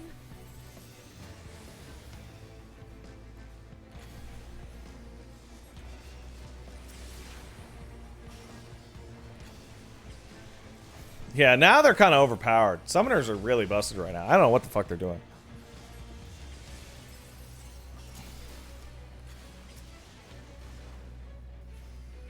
Oh man, that was a bad one. I shouldn't have done that.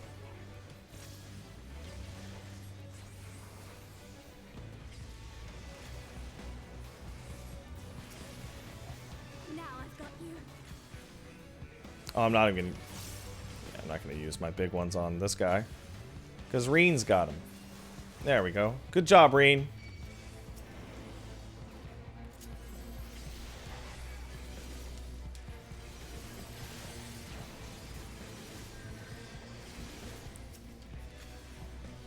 Baseball.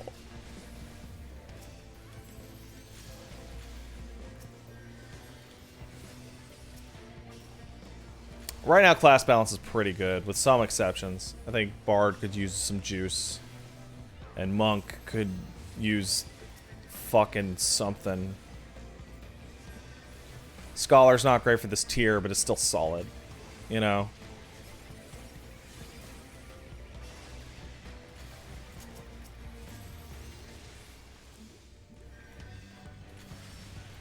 Yeah, Bard, Machinist, and Dancer need help.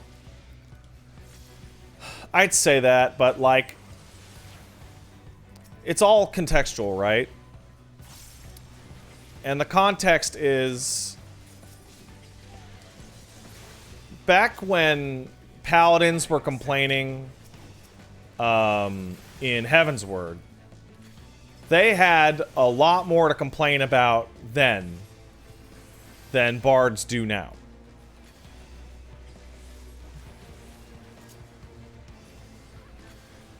You know?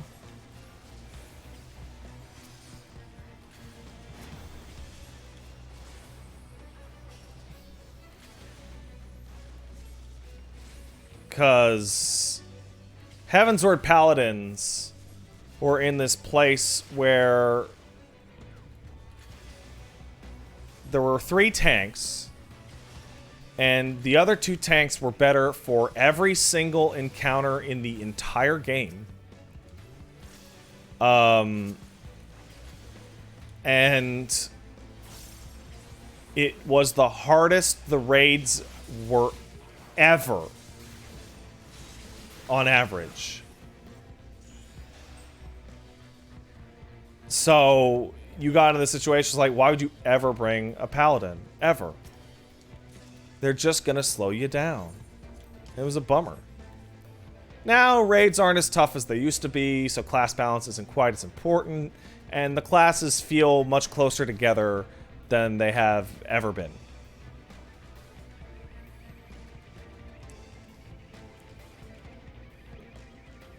Ultimate fights are not the norm, and I don't think classes should be based around ultimate performance.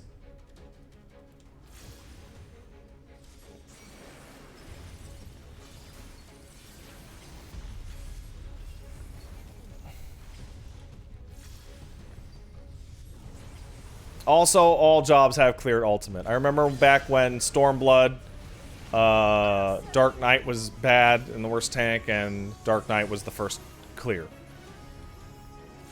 Did I get into Savage in other expansions? Yeah, at the end of Heavensward, I was into Savage. Didn't care for it.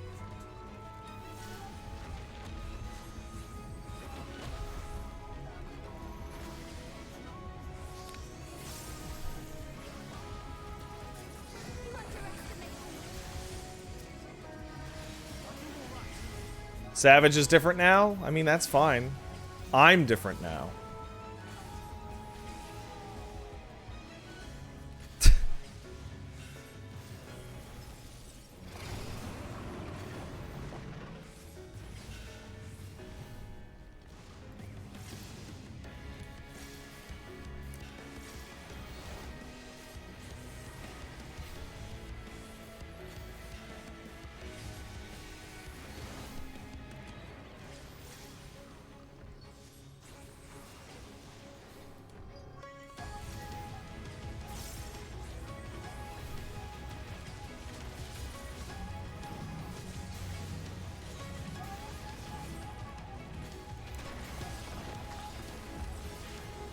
Oh, fuck. There we go.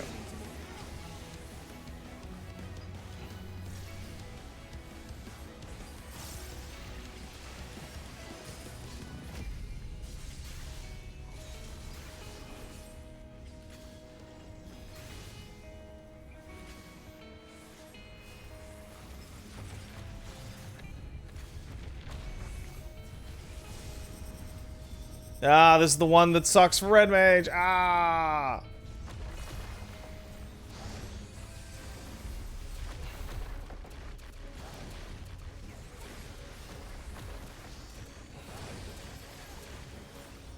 All the casters, really.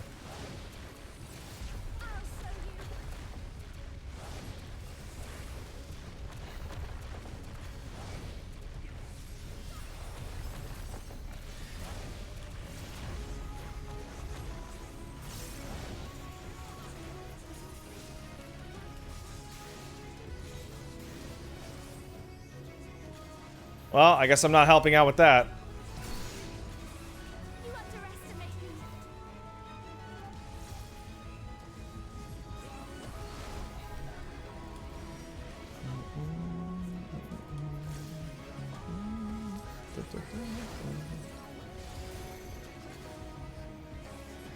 Oh no! It's their turn to save me. But can they do it? Yes.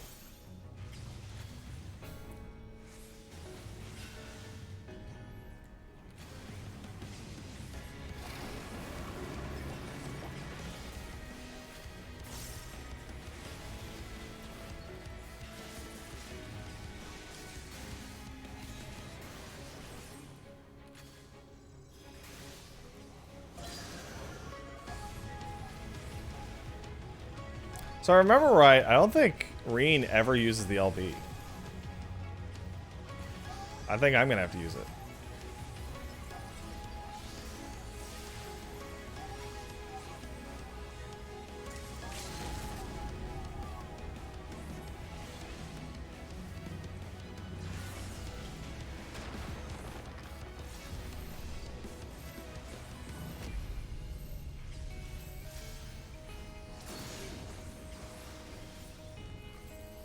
And that is a trust dungeon.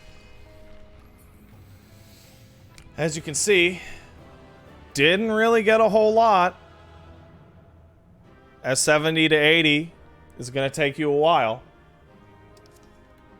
So I would not recommend doing these unless you are just desperate to level up as fast as possible.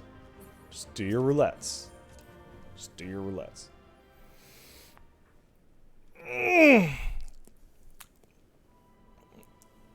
28 minutes for a trust clear. Yeah, I usually do 32 on my warrior.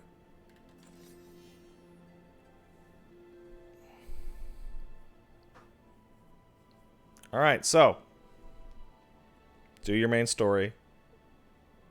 Do your roulettes. In the order of MSQ, Alliance, Leveling. Use Rested XP on the highest level odd dungeon possible. Use Heaven on High or Palace of the Dead to polish off levels. Do your beast tribes.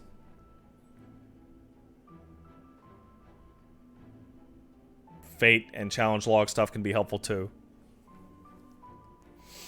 Going to talk about what dailies to keep up on while doing MSQ. I did MSQ at the start. Zam's off. You do your dailies, which is your roulettes and maybe some beast tribes. You gain 2 levels a day. It'll take you about 2 hours. It's by far the most efficient way to do it. Are they putting trusts in earlier dungeons? When the next expansion comes out, I think they're going to put trusts in Stormblood, and when the next expansion after that comes out on a patch, they might put it in Heavensward. They're not going to put them back in A Realm Reborn, I don't think. But they've definitely said they're going to put them back into Stormblood at least. All right. And that's how you level up big fast.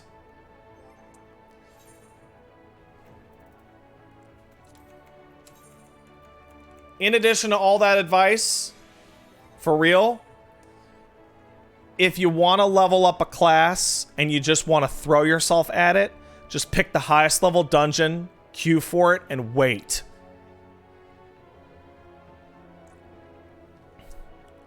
Just wait. It's fine. You can do anything you want.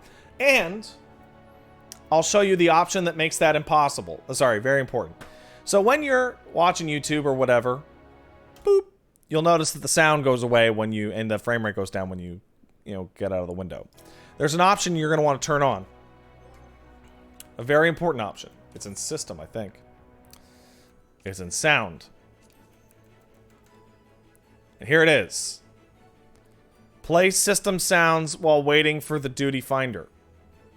What this means is that when I'm blah, blah, blah, blah, blah, blah, Twitch chat, whatever, watching TV, the ching noise, the ching, right, of your duty is ready will still play through the game audio. And it will let you, hey, fucking wake up! Wake up! Gotta do your boring MSQ, where you go back to watching your movie. Wake up! Alright? This is a good option. You press this button. You press this button. Alright. Well, that's gonna be it for today's tutorial. Hopefully that was helpful to y'all.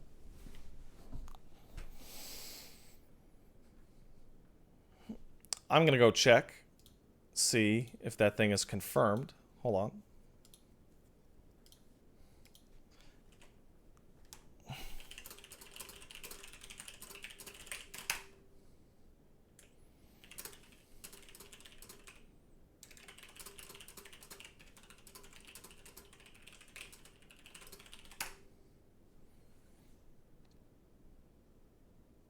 I love typing.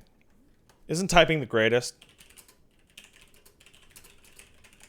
Makes you feel so smart. I am so smart. Makes you feel so smart. Because, see, I'm old. See, I grew up in a time when most people couldn't type. The vast majority of people couldn't type at all. And if there was somebody who could type, it meant that they took typing, and it meant because usually they had been a secretary at some point, or like a legal aid, or whatever. So you had typing classes in elementary school and high school. But then all these kids with their goddamn internet, oh no, suddenly this typing class is fucking useless and dumb. And I remember vividly my fucking professor. It's like, you need to put your fucking fingers on E-R-A-G. No, wait. A-W-F and E-U-I. And then you will do this and you will know how to type it good. And, right?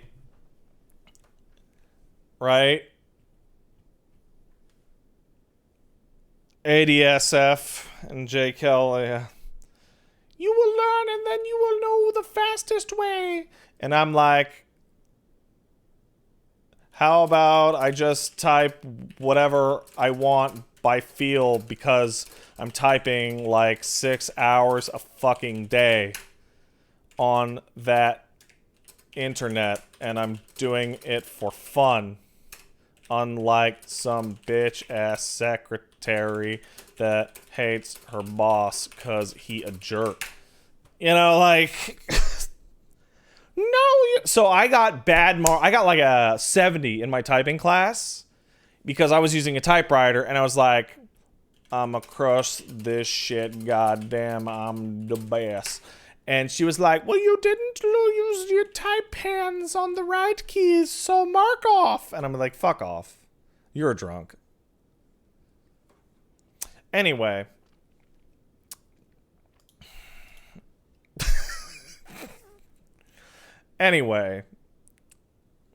No, whenever I do my typing bits, I always turn the keyboard off, guys. All right, let's thank some people like Trun Iron, who's up for 6, says, here's the dreaded asthma fight that broke the guild apart. Huge cheer to Lord Pat. Why, thank you. Hank in the Hill and Gummy Bunny sub for 31. Thanks, man. Alolan Slowpoke sub for 6 says, hey, Pat, just want to say I love tuning into your FF14 streams. I've been spending time leveling all my classes to 80. Hey, me too.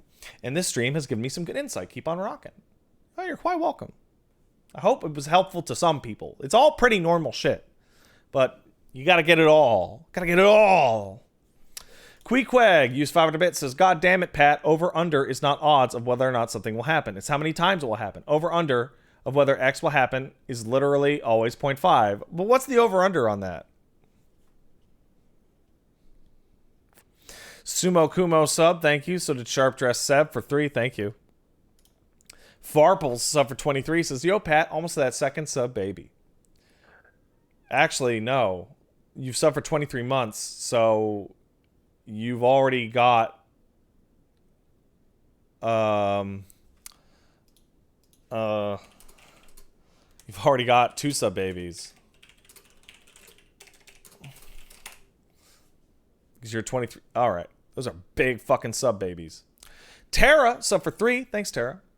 Finally going to start my DPS 70 to 80 tomorrow. Unfortunately, it's Monk. Please pet baby for me to help me feel better about this incoming trauma. I'm sorry. I will pet baby.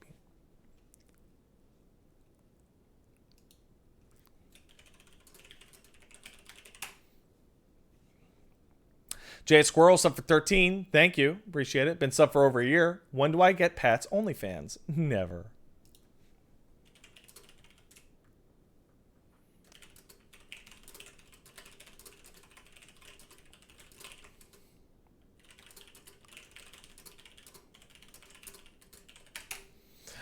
Blue and Gray sub. Thanks, Blue and Gray. SW Fanatic sub for 14. Thank you, SW Fanatic. Hey, Pat. You're Pat. I'm Pat. Been playing some Warzone. Got my first duo win the other night. My favorite moment so far has been accidentally RPGing a tree I was using for cover while I was trying to blow up passing Jeep. Keep on keeping on. That shit sucks. It's hilarious, but it sucks.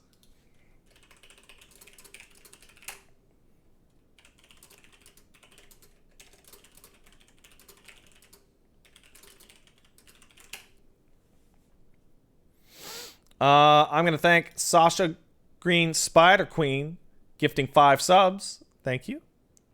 Mia Bite gifted a sub to Rosalind. Thank you, Mia. And what the hell, Rosalind? How come you're not buying your own subs? Boo.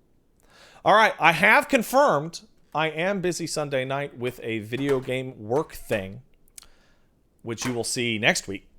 So I am going to move Ori to this Tuesday.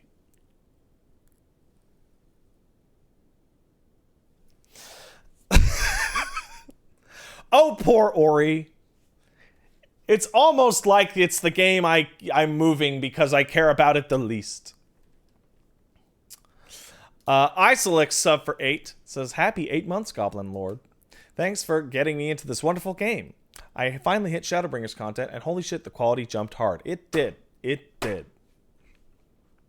And Ansel de Lambert sub for 22 says, hey, Pat, thanks for keeping shit normal. No, I'm not, but you know, I know what you mean. It's been rough now that my dad was diagnosed with terminal cancer and has about a year, so you help me maintain. I love you, you weird orb pet baby. Well, hopefully your dad is really old.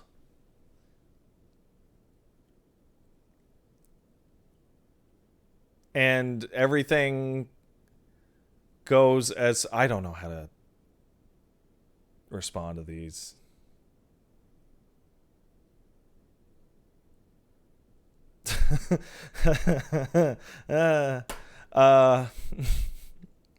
Hopefully the diagnosis is wrong. Thank you, Cole Red. That is a much better thing to say. I mean, it's possible, it is conceivable that the diagnosis is correct, but it is not in fact terminal.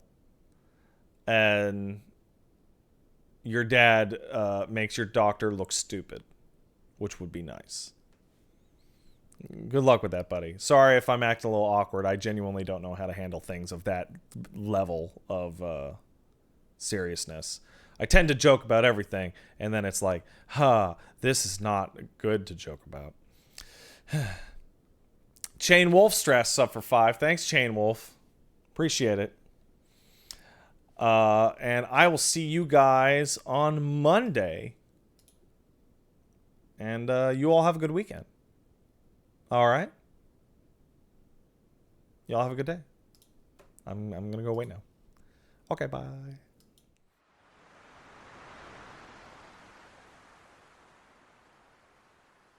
Shut